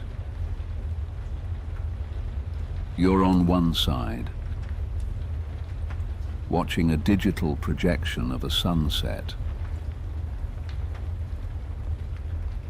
and you're content.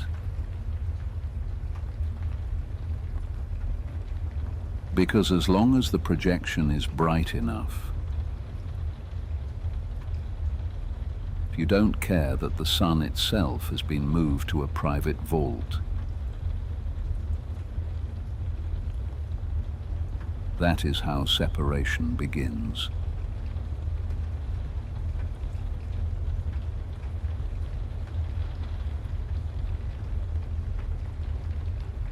But as an auditor, I have one cardinal rule. Ignore the marketing and watch the flows. While the banking system sells you on a cashless future, the central banks are in a fever dream of accumulation.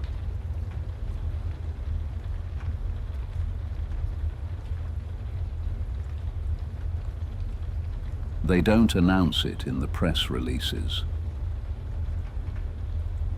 There's no buy button on their website. But in the dead of night, the cargo planes are heavy. The balance sheets are being reweighted with atoms, not bits. They are telling you to run toward the future, while they are quietly retreating into the safety of the past.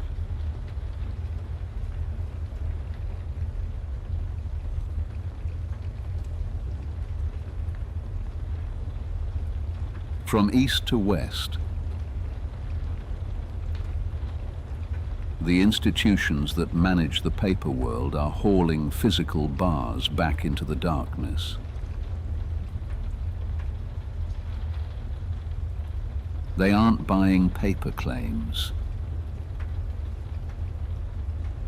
They are buying the heavy.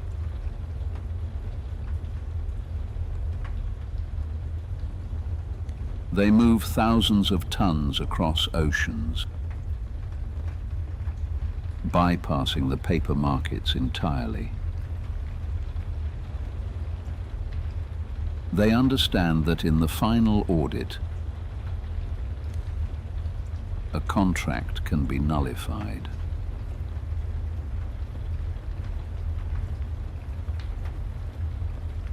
But a gold bar is a final, immovable fact.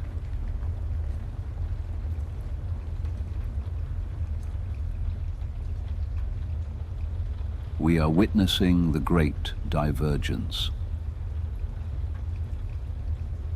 The gap between the flickering ghost on your monitor And the actual cost of a bar in your hand is no longer a crack. It's a canyon.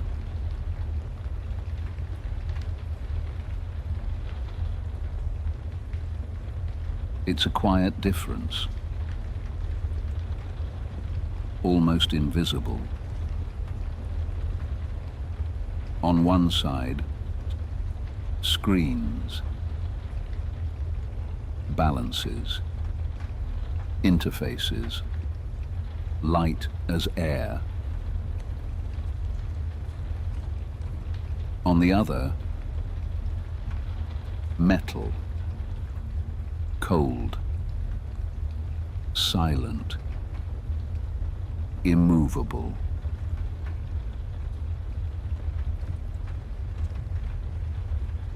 One is a system of belief. The other is a system of truth.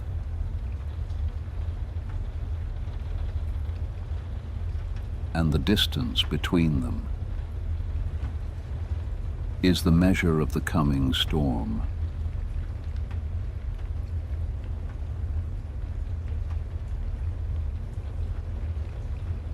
When you look at the price today, you aren't looking at the value of gold. You are looking at the cost of the lie. The masters of the system are moving behind the walls of the vault, preparing for the moment the paper cathedral finally collapses.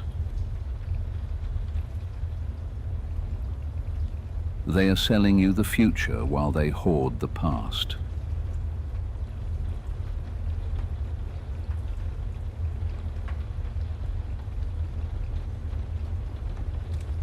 The rain hasn't stopped. The room is the same. But you can feel the floor now, can't you? You can feel the difference between what is promised and what is present.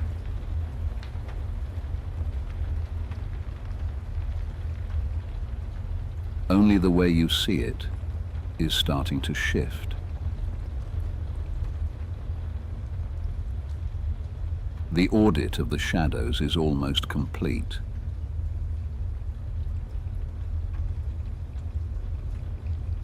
The system appears stable. It looks like a fortress of glass and light, reflecting a world that believes in its own permanence.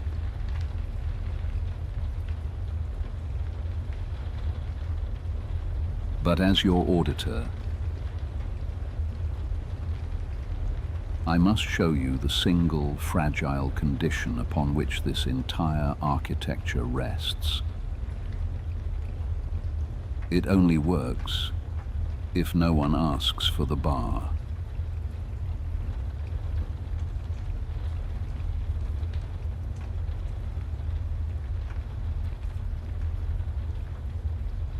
Stay with that silence.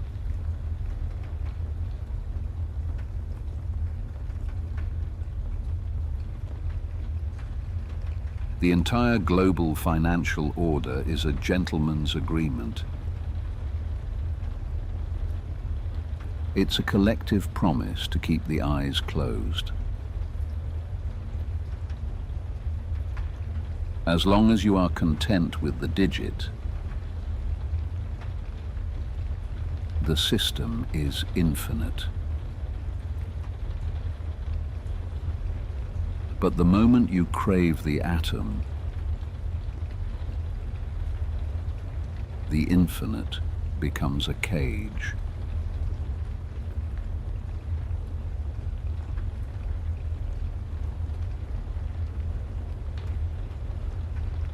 Because the structure is built on a fundamental imbalance. Many claims, few assets. 100 owners for a single ounce. all holding the same paper, all believing they are the only one.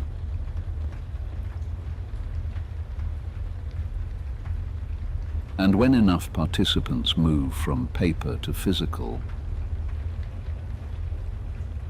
the system cannot adjust.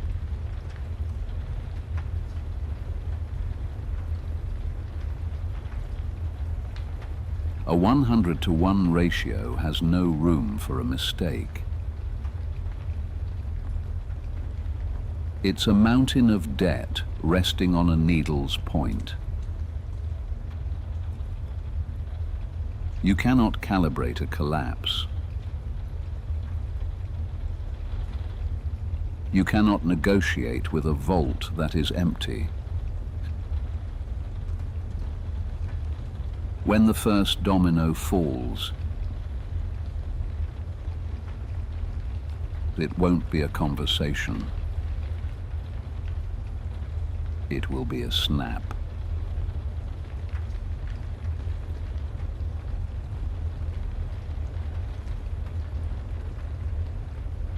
It can only reveal itself. This is the moment the architects have spent 60 years avoiding. The moment of delivery. The moment of verification.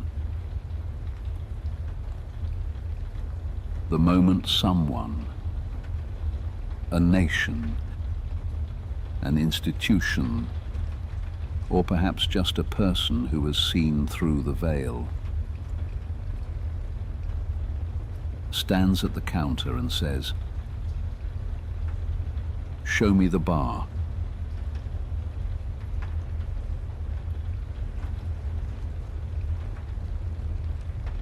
Imagine the man behind the counter. He has the spreadsheets. He has the screens. He has the signatures.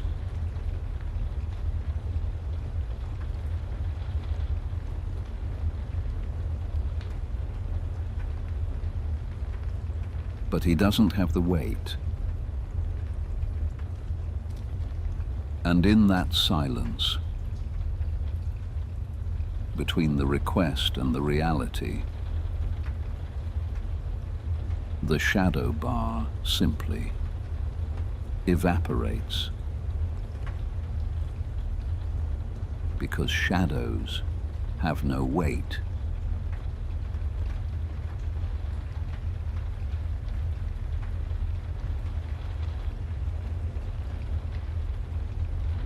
The audit is complete.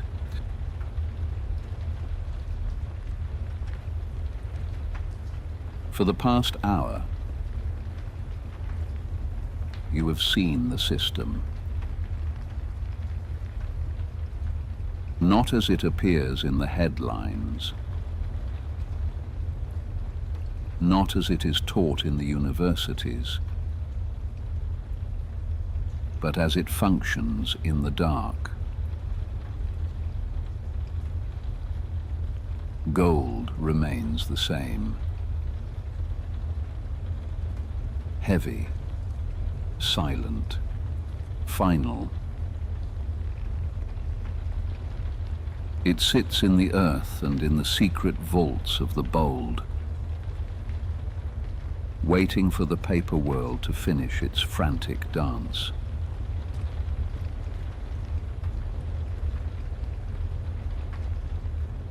The room is dark now.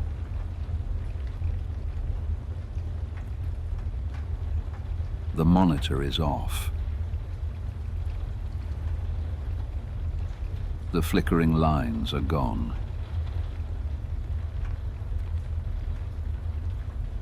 The only thing that remains is what you brought in with you.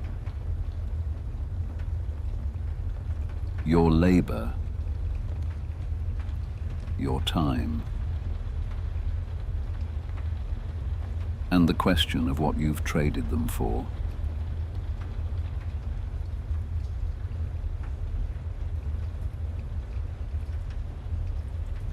but the price. The price is something else. A signal. A construction. A managed illusion designed to keep you from reaching for the exit.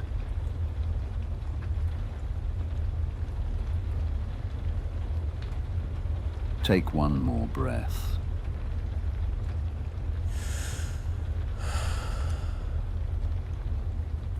When you look at the price of gold tomorrow,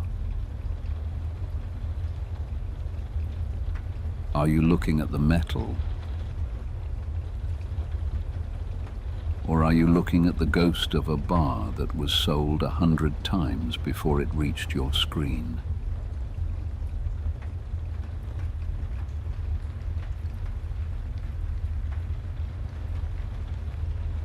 Stay grounded. In a world of vanishing promises, remember this. Only what can be held can be proven.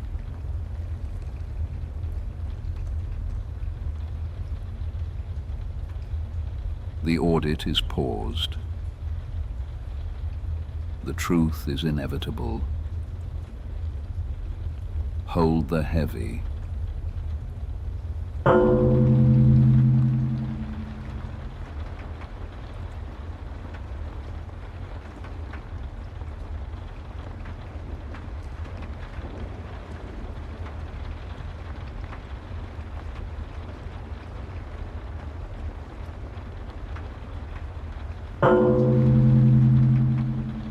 Tonight, we are not auditing gold. We are auditing power.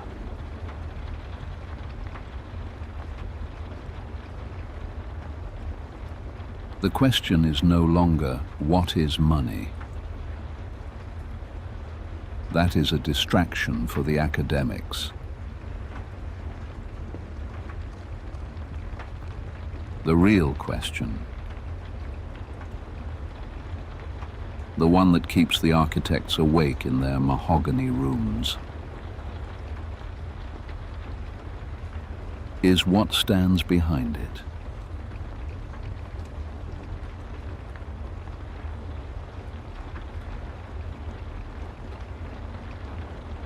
Close your eyes.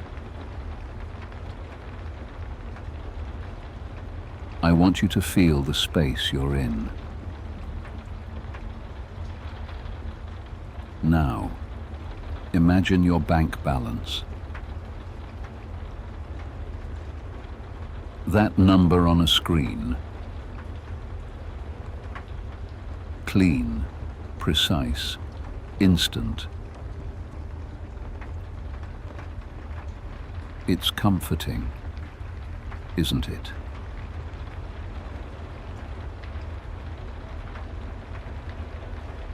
It's the metric of your success,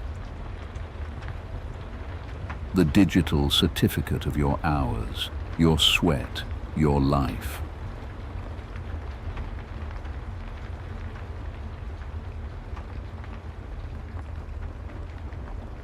But now, I want you to do something uncomfortable.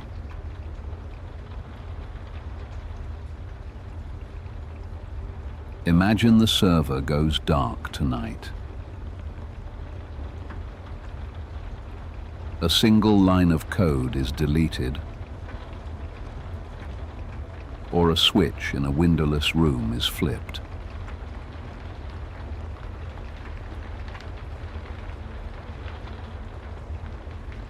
Ask yourself, in that sudden,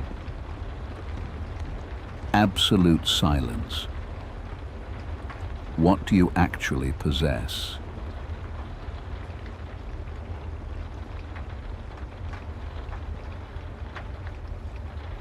For most of the modern world, the answer is a terrifying void. We have traded the heavy for the light. We have traded the immovable for the convenient. We have built an entire civilization on things that can be erased with a keystroke, on things that can vanish because they were never truly there to begin with.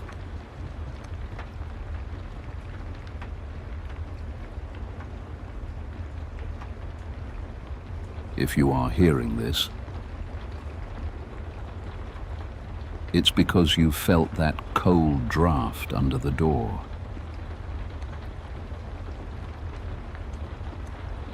You've sensed that the floor beneath you isn't as solid as they promised. Most people will listen to this and return to the comfort of the screen. They will choose the shadow because the weight is too much to carry.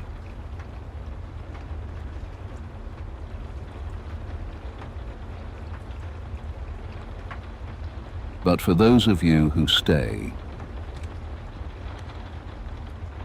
for those of you who mark this moment by joining this audit, whether you acknowledge this ledger or keep it in your bookmarks for the nights when the truth feels inevitable, you are no longer just a participant. You are becoming a witness.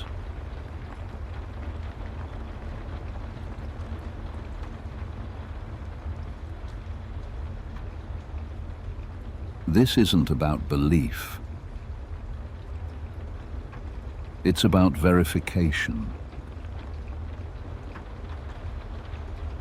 Every reaction you leave here,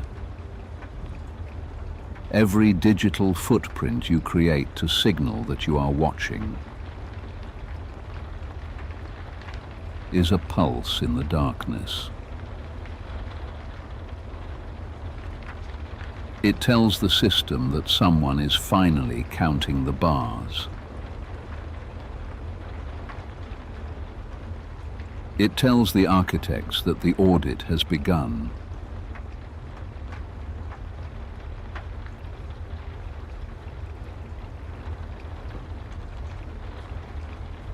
We have lived in the era of credit, a word that literally means belief. But belief is a fragile fuel. It requires constant management, constant propaganda, and constant distraction.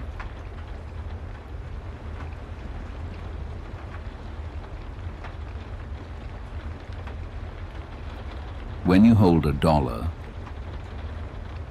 or a digital representation of it, you aren't holding wealth. You are holding a promise that someone else will behave.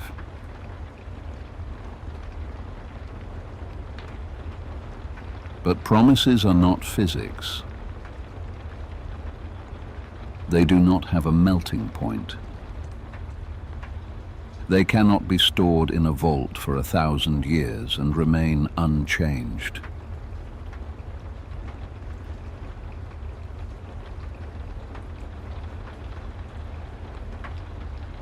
Tonight, we are moving past the promises. We are going to look at the mechanics of the Great Reset. The point where the belief runs out and the weight returns. We are going to find the hands that cast the shadows. and we are going to measure the strength of the cage they are building for the digital age.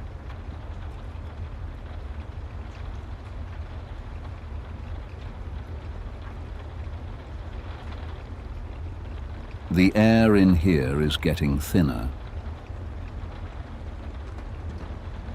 but the clarity has never been sharper. If you are ready to see the floor beneath the floor, stay grounded. The audit of the final position starts now.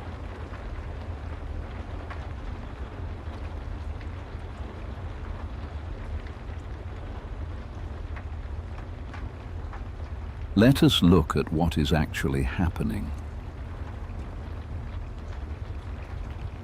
Not what is being said in the glossy press releases of central banks. Not what is being whispered by the paid pundits on cable news.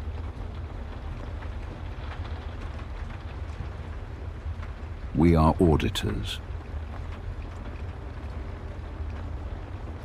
Our eyes do not follow the music. They follow the movement of the heavy furniture.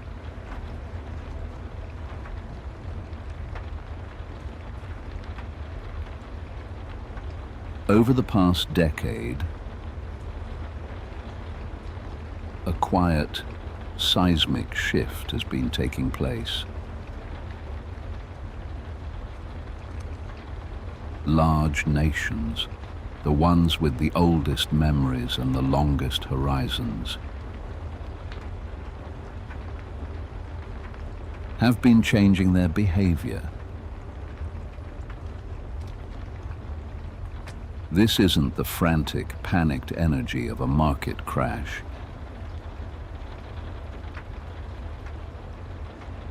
It is something far more dangerous.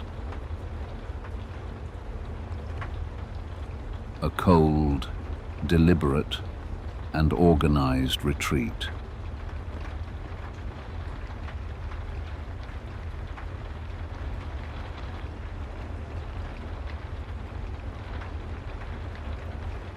They are selling US government bonds. They are bleeding out their dollar reserves, month after month, year after year.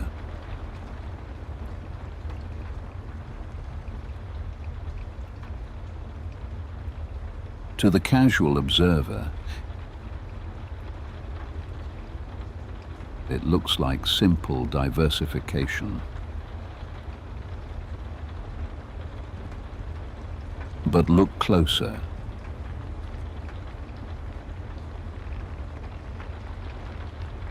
This is a systematic liquidation of trust in the paper empire.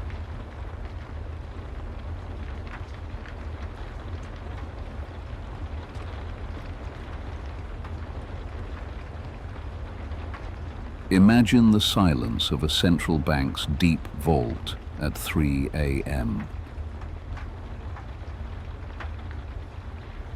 While the world sleeps, the ledgers are being rewritten.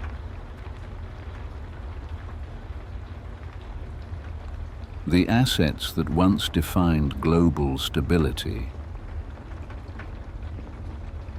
the debt of the self-proclaimed king, are being quietly moved to the sell column. And what is filling that void?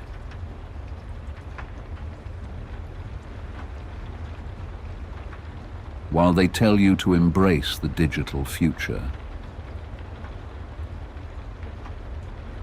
while they sell you the convenience of a cashless society and the efficiency of virtual assets,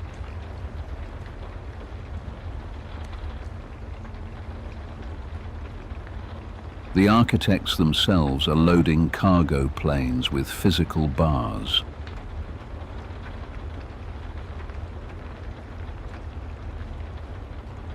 They aren't buying paper claims.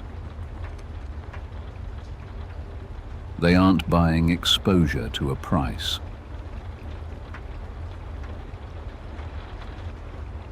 They are buying the heavy.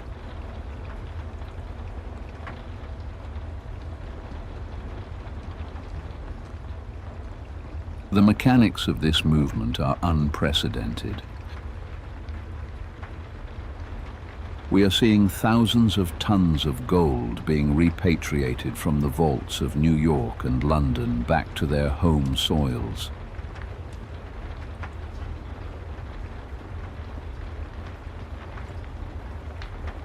Germany, Poland, Hungary, Turkey.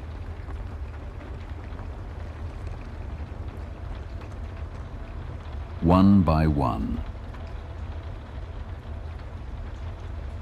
they are asking for their atoms back.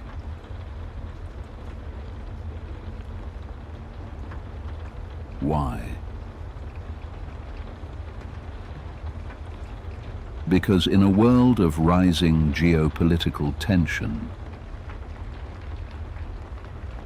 a digital claim held in a foreign capital is not an asset. It is a hostage.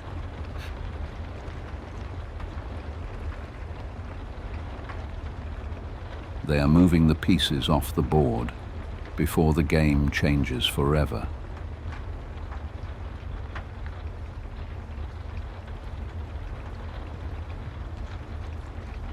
Listen to the sound of those engines.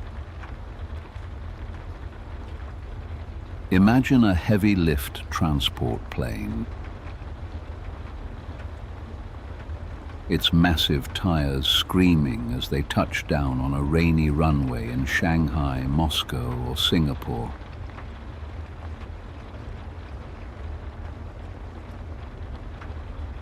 In its belly lies the true weight of sovereignty.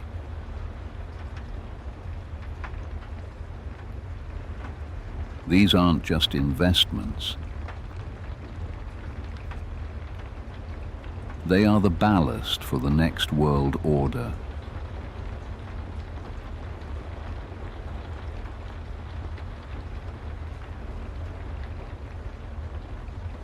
Because in an audit, we do not listen to words. Words are cheap. Words can be printed. Words can be retracted or fact-checked into oblivion.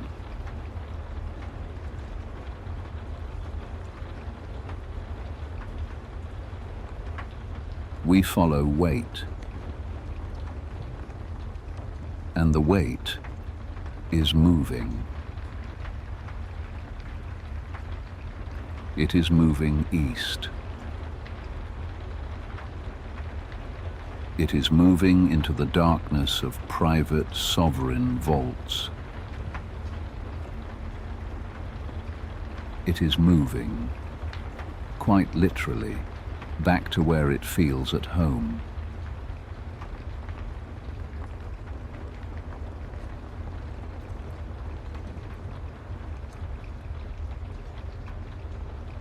The central banks of the East are not merely buying gold. They are constructing a new parallel system. When China increases its gold reserves for 18 consecutive months, it isn't trying to make a profit on a trade.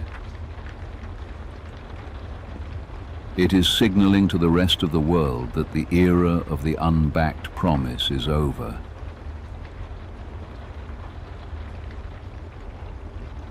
They are preparing a floor that can survive the collapse of the Western paper ceiling.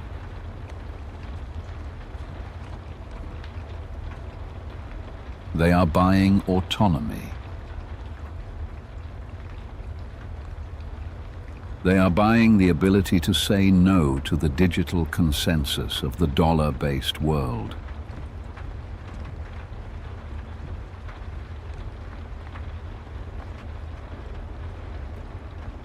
Think about the irony. For 50 years, the world was taught that gold was a barbarous relic, a dead asset that pays no interest.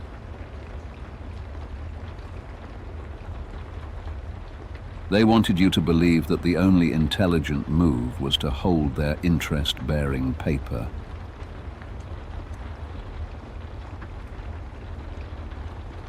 And for a while, the math worked. But interest is only valuable if the principal is safe.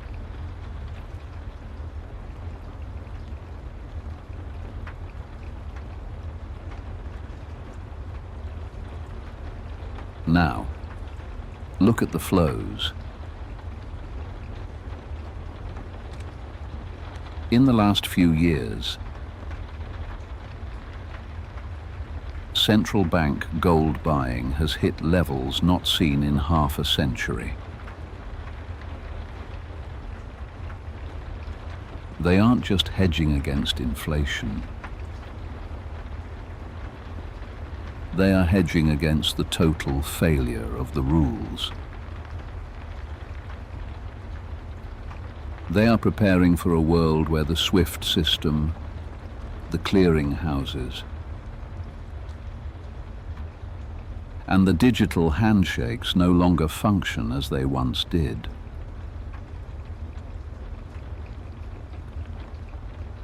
They are building a physical floor beneath a crumbling digital ceiling.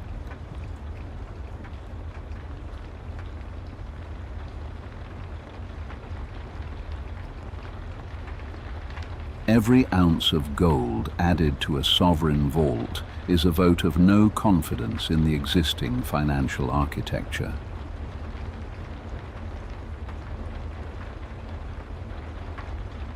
It is a silent admission that the current ledger is beyond repair.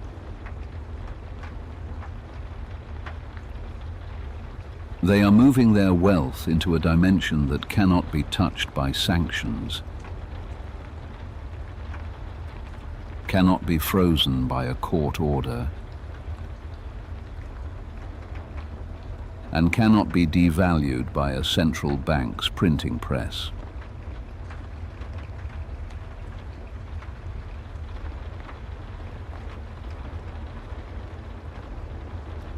The architects know that you cannot simply turn off a global system. It would cause a level of chaos that even they cannot control. Instead, they perform what we call a physical hot swap.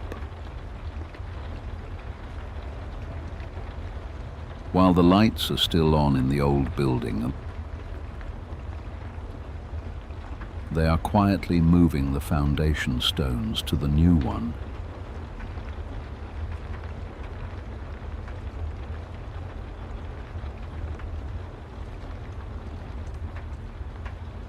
They encourage the masses to stay light,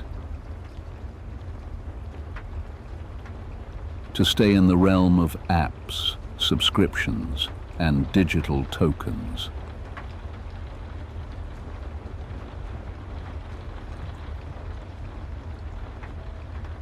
They want you to believe that physical possession is a burden,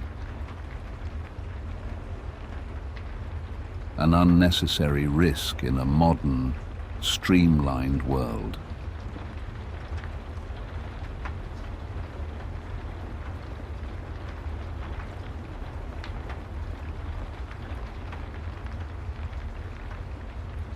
But why do they want you to stay light?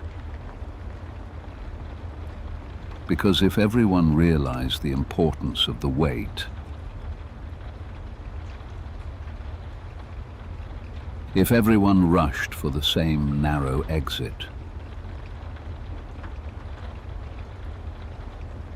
the cargo planes would never be able to take off.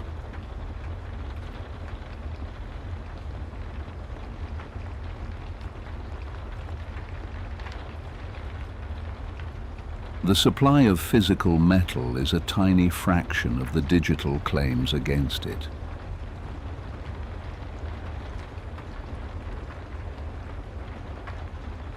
If even 1% of the paper holders demanded their atoms, the system would snap. So, they keep you focused on the screen, on the fluctuating numbers,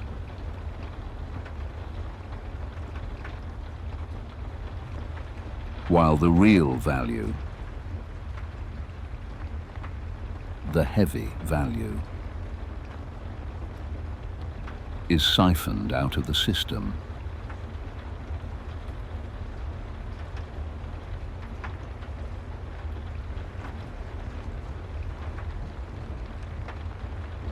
Imagine the audacity.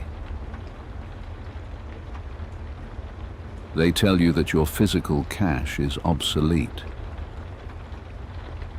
that your desire for tangible privacy is suspicious, while they themselves are hoarding the most tangible, most private asset in human history.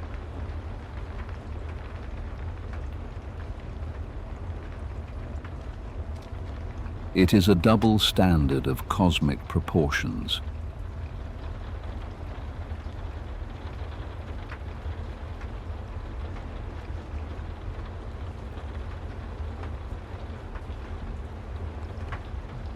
The exit is not a rumor. It is a fact reflected in the customs data, the shipping manifests, and the thinning vaults of the Western exchanges.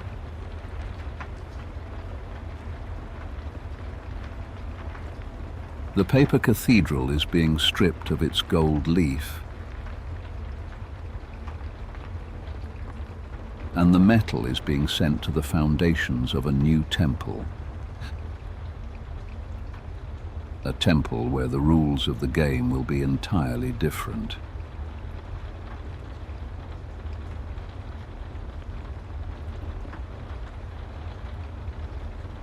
In this coming world, the price of gold in dollars will become an irrelevant metric.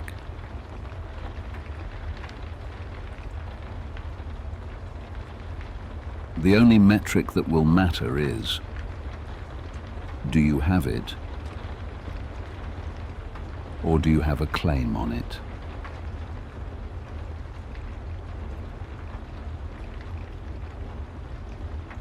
Because as the reset nears, the gap between the two will become an unbridgeable canyon. The claims will be settled in devalued paper, while the metal will remain in the hands of those who had the foresight to move.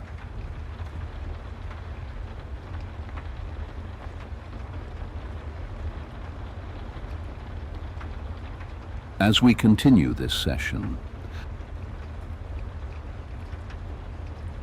I want you to hold on to that image of the cargo plane.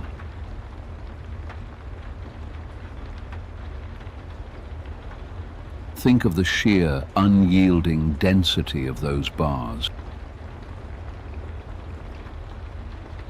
They don't glow. They don't move. They don't scream for your attention. They simply are.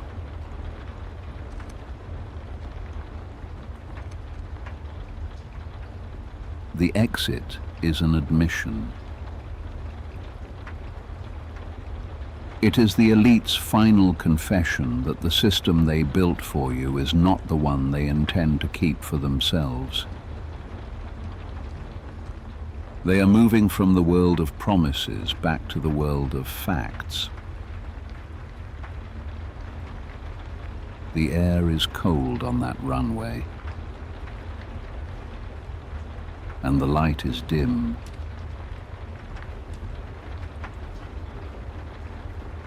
But for the first time in a long time, the ledger is starting to reflect the truth.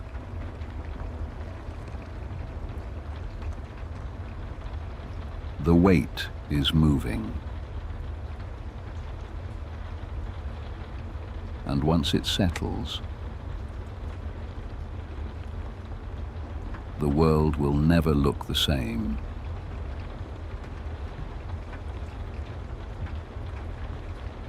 Stay grounded. We are going deeper into the mechanics of the digital cage that follows the metal.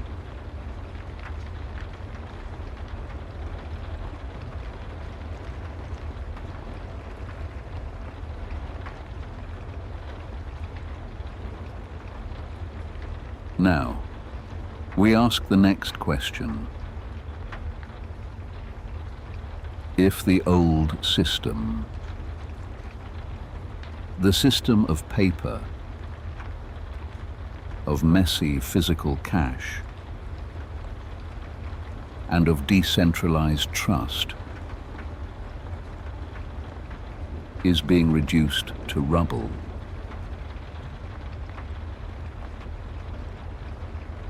what replaces it?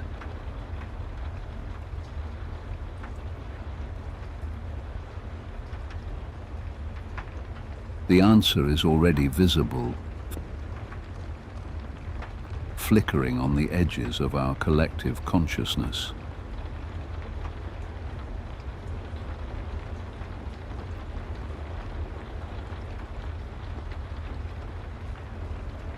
Central bank digital currencies. Money that exists purely as a string of code. Instant, trackable, absolute.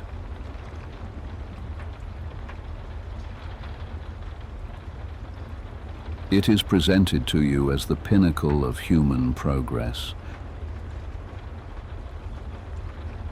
a seamless evolution toward a frictionless future.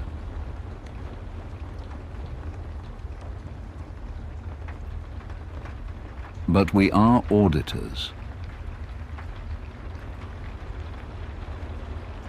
And we know that in the history of power, convenience is the primary bait used in every terminal trap.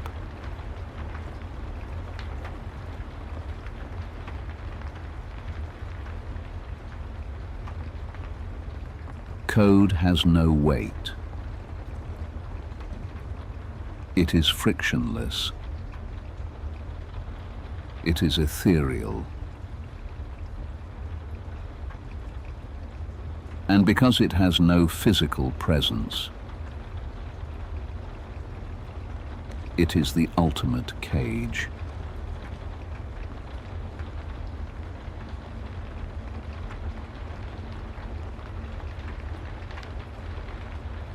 Think about the nature of this new medium. In the world of atoms, if you have a coin in your pocket, that coin is a silent witness to your sovereignty.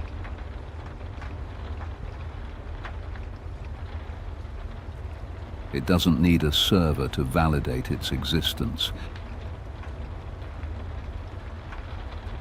It doesn't ask for a password to prove its value.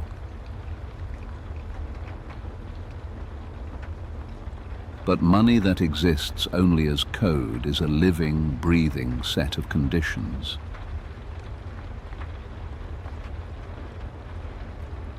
It is programmable obedience.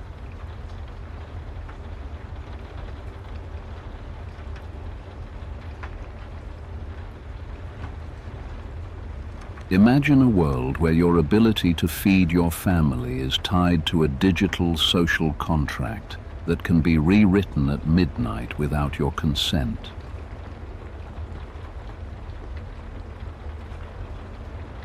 Imagine your money refusing to pay for a flight because your carbon footprint has crossed an invisible line drawn by an algorithm.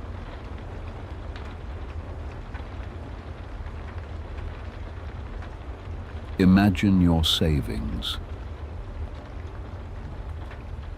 the stored energy of your past labor.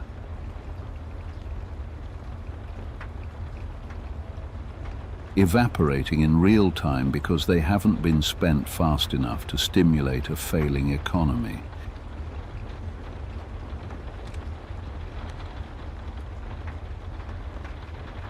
This is not science fiction. It is the logical, cold conclusion of a system where money is no longer an asset you own, but a permission you are granted by a centralized authority.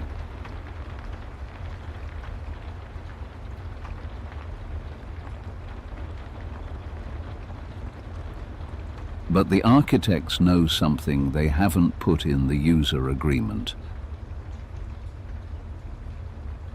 They know that code alone cannot hold a world together.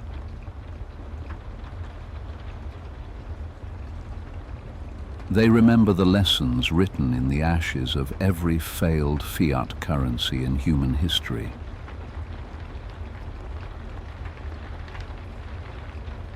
They know that trust in a flickering screen is a fragile, fleeting thing.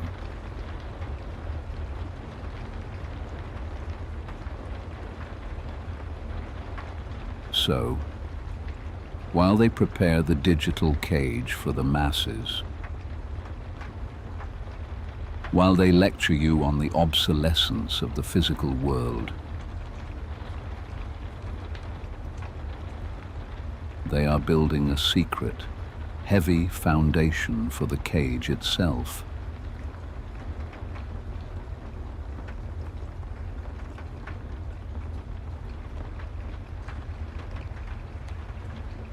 The new system needs an anchor, one you aren't supposed to see, one that is never mentioned in the glossy brochures of the digital revolution.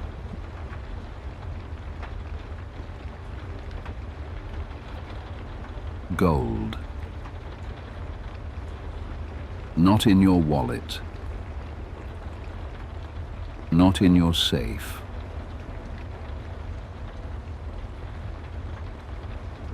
but in the deepest, most silent basements of the central banks.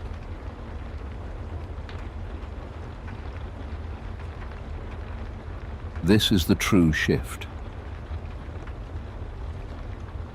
A system where you see numbers dancing on a screen, but the actual power, the final settlement of reality, is determined by the silent yellow metal held in the darkness of the state's foundation.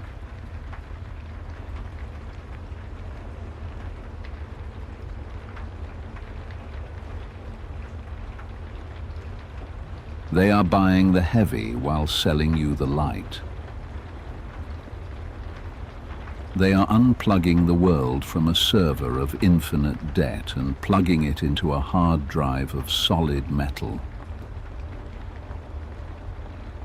And they are doing it while telling you, with a straight face, that the hard drive is a relic of a primitive past.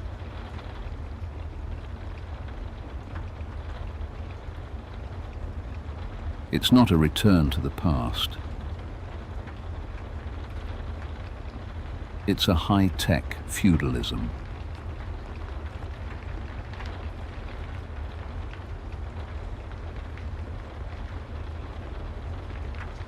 In the Middle Ages,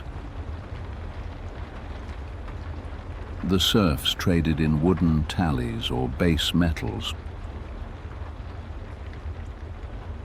while the lords held the gold and the land within the thick stone walls of the castle.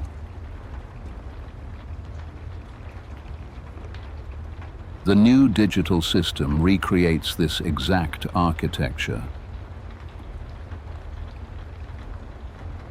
but with a degree of precision the old kings could only dream of.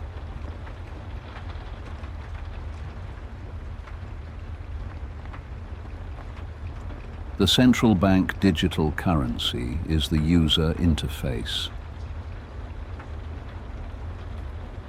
The colorful icons you click on, the convenient buttons you press on your phone.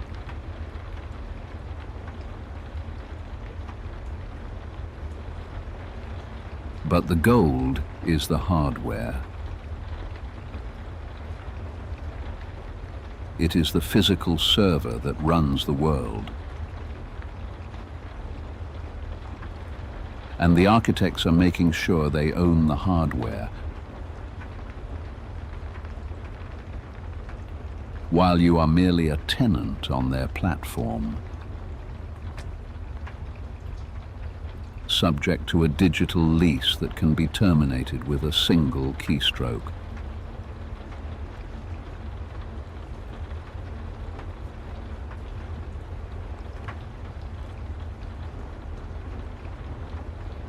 Take a breath.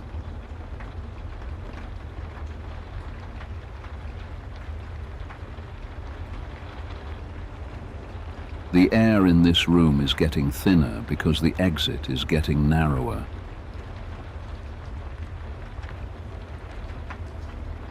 Notice the asymmetry of the message.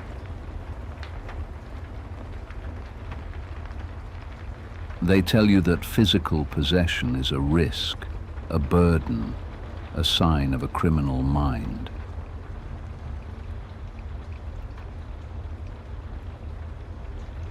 They want you to stay light, to stay in the realm of apps, subscriptions, and virtual assets.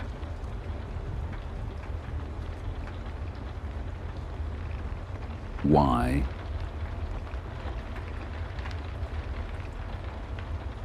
Because if you stay light,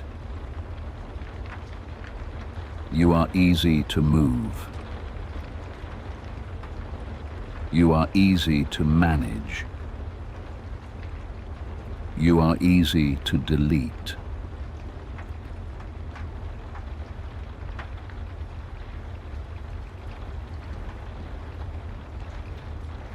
If you own the metal, you own a piece of the hardware. You hold a fragment of the root of trust that exists outside their digital clouds.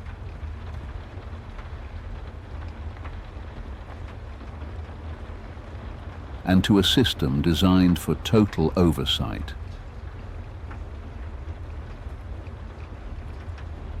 that is a bug that must be patched.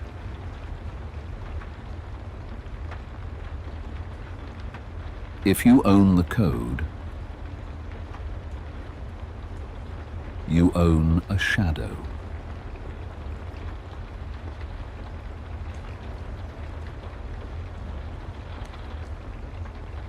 A digital representation of a value that can be disconnected from the body at any moment.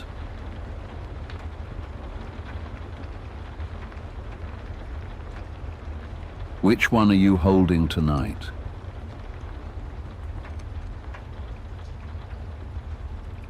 Which one will you be holding when the lights flicker and the database resets?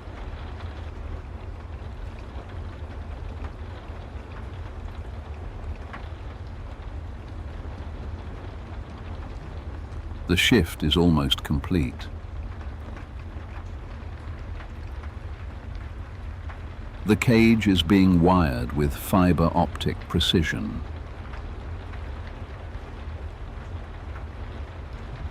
The anchor is being set in the deep, cold vaults of the east and west alike.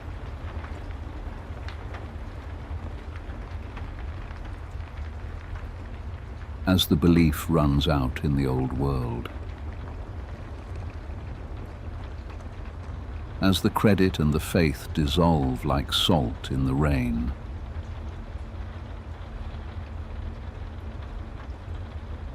the weight is settling into the new architecture.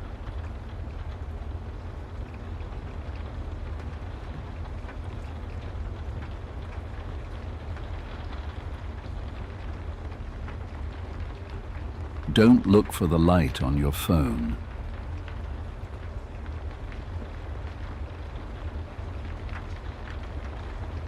That light is a distraction.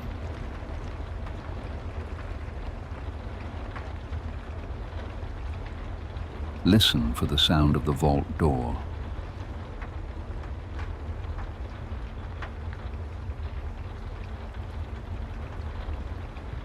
Listen for the silence of the bars being stacked.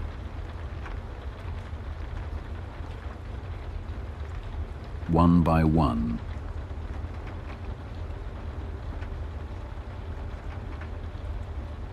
Beneath the floor of the digital temple.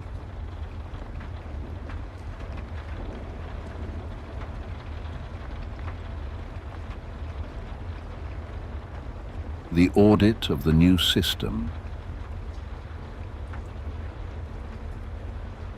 is no longer a warning. It is a live recording of a closing door.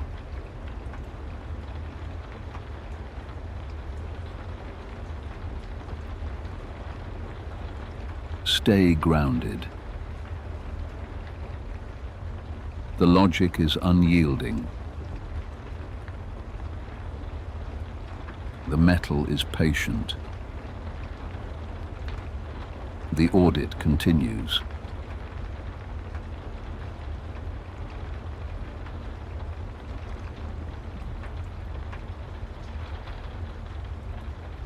This is where the system begins to separate. It is not a sudden explosion, but a cold mechanical divergence. A silent carving of the financial glacier into the dark, frozen sea.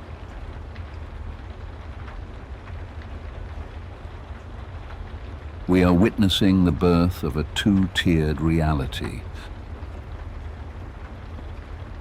a bifurcation of the human experience that the architects have been preparing for generations.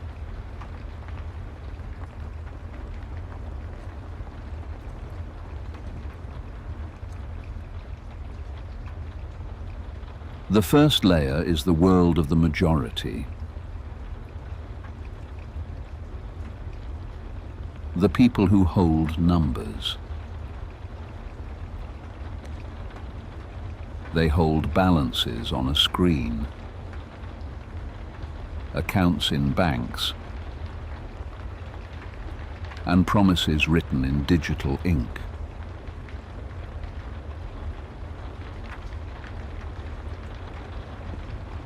This is the layer of representations. It is clean, it is fast, and it is weightless.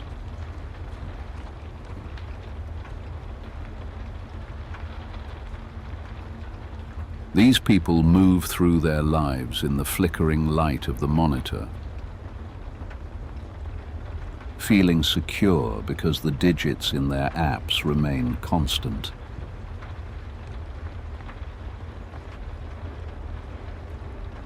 But they are holding ghosts.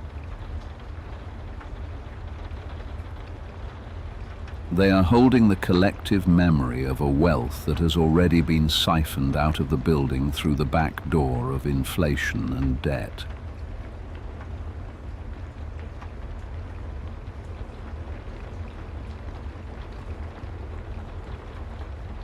The second layer belongs to those who refuse to be distracted by the screen. Those who hold the underlying assets. Physical, unremovable, indifferent to the status of the electrical grid or the whim of a centralized database.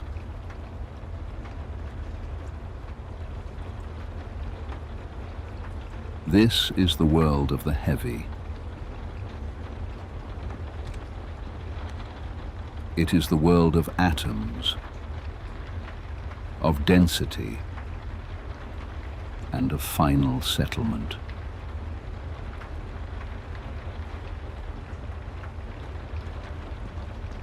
In this layer, value does not require a login. It does not require a high-speed connection. It only requires the laws of physics to remain in effect.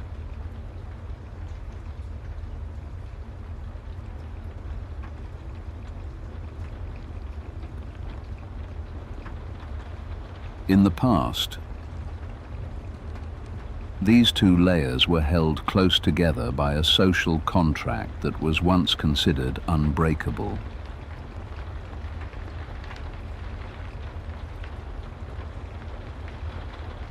$1 was a claim. And for a long time, the claim was indistinguishable from the thing itself.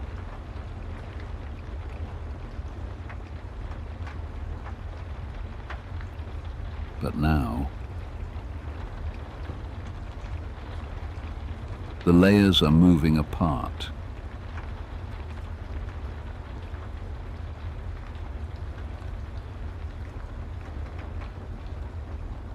The shadow is drifting away from the wall. The digital claim is losing its gravitational connection to the physical reality it supposedly represents.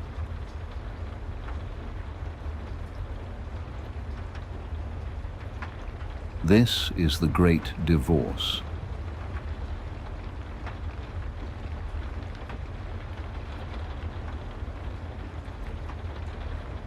When a system resets, it does not erase value. That is a lie designed to make you feel like a victim of fate. No. Value is merely reassigned. It is moved from the ledger of the many to the vault of the few. It is the ultimate accounting trick. The promises are burned,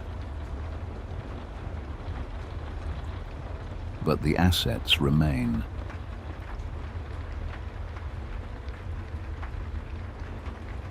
The fire only consumes the paper. It only tempers the gold.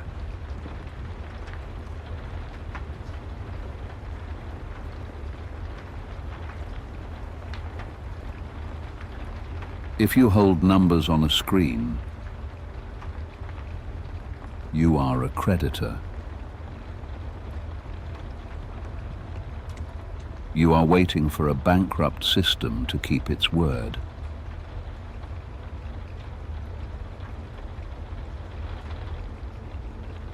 But if you hold the thing itself, if you hold the metal, the land, the atoms,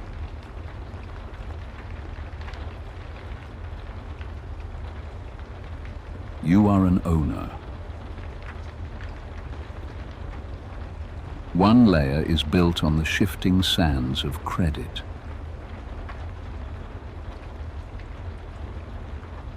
A word that means belief.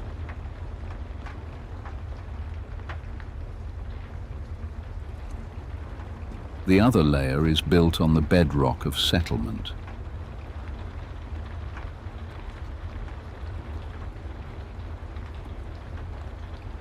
The air is getting thinner because the split is becoming an unbridgeable canyon.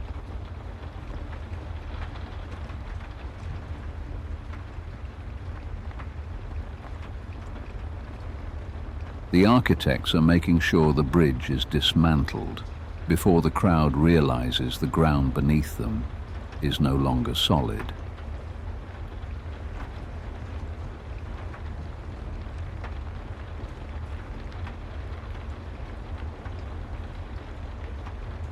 We have reached the end of this audit. There is no alarm sounding in the streets. No sudden crash on the evening news.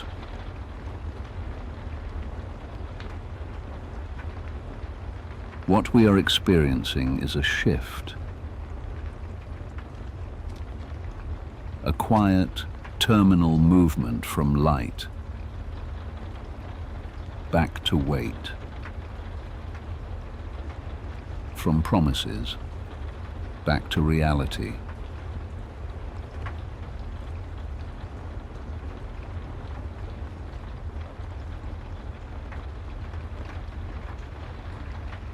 When the system finally resets, nothing will appear to change on the surface.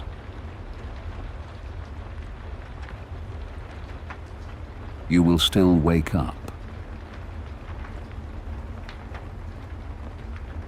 You will still use your phone.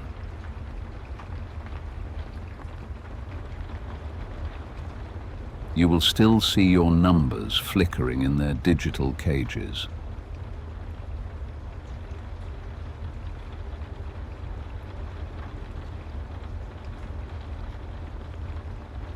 But behind those numbers,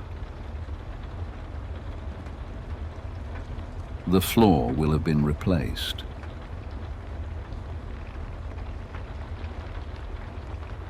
The engine of the world will have been rewired to a different source of power.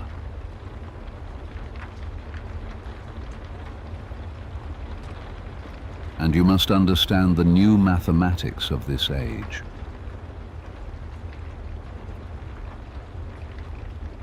Whoever controls the metal controls the math.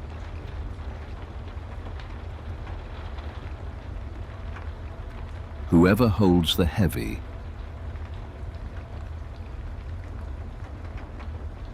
defines the light.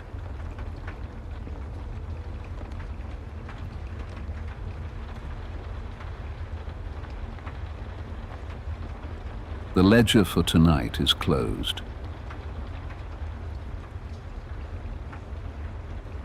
But your position within it remains open.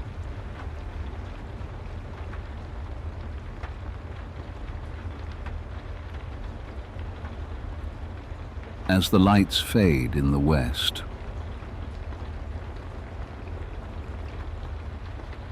we must prepare our eyes for a different kind of dawn.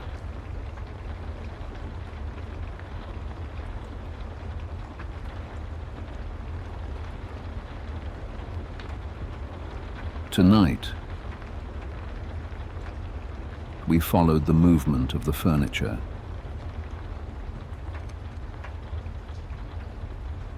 Next time, we follow the direction of the tide.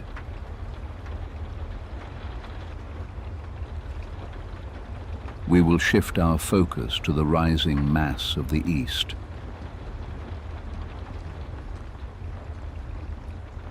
Where the Shanghai price is challenging the paper contracts of the old world.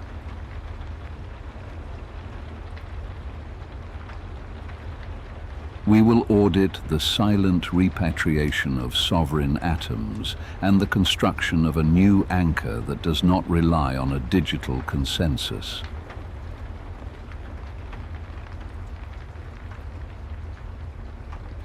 The center of gravity is moving,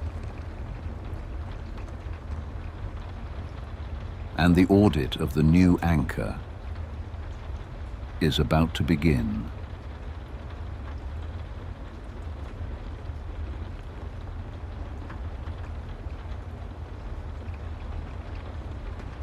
Stay grounded. And remember,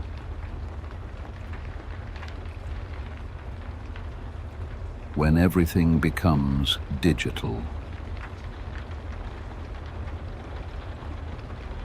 the only question that matters is,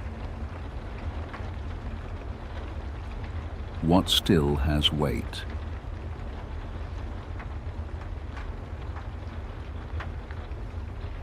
Good night.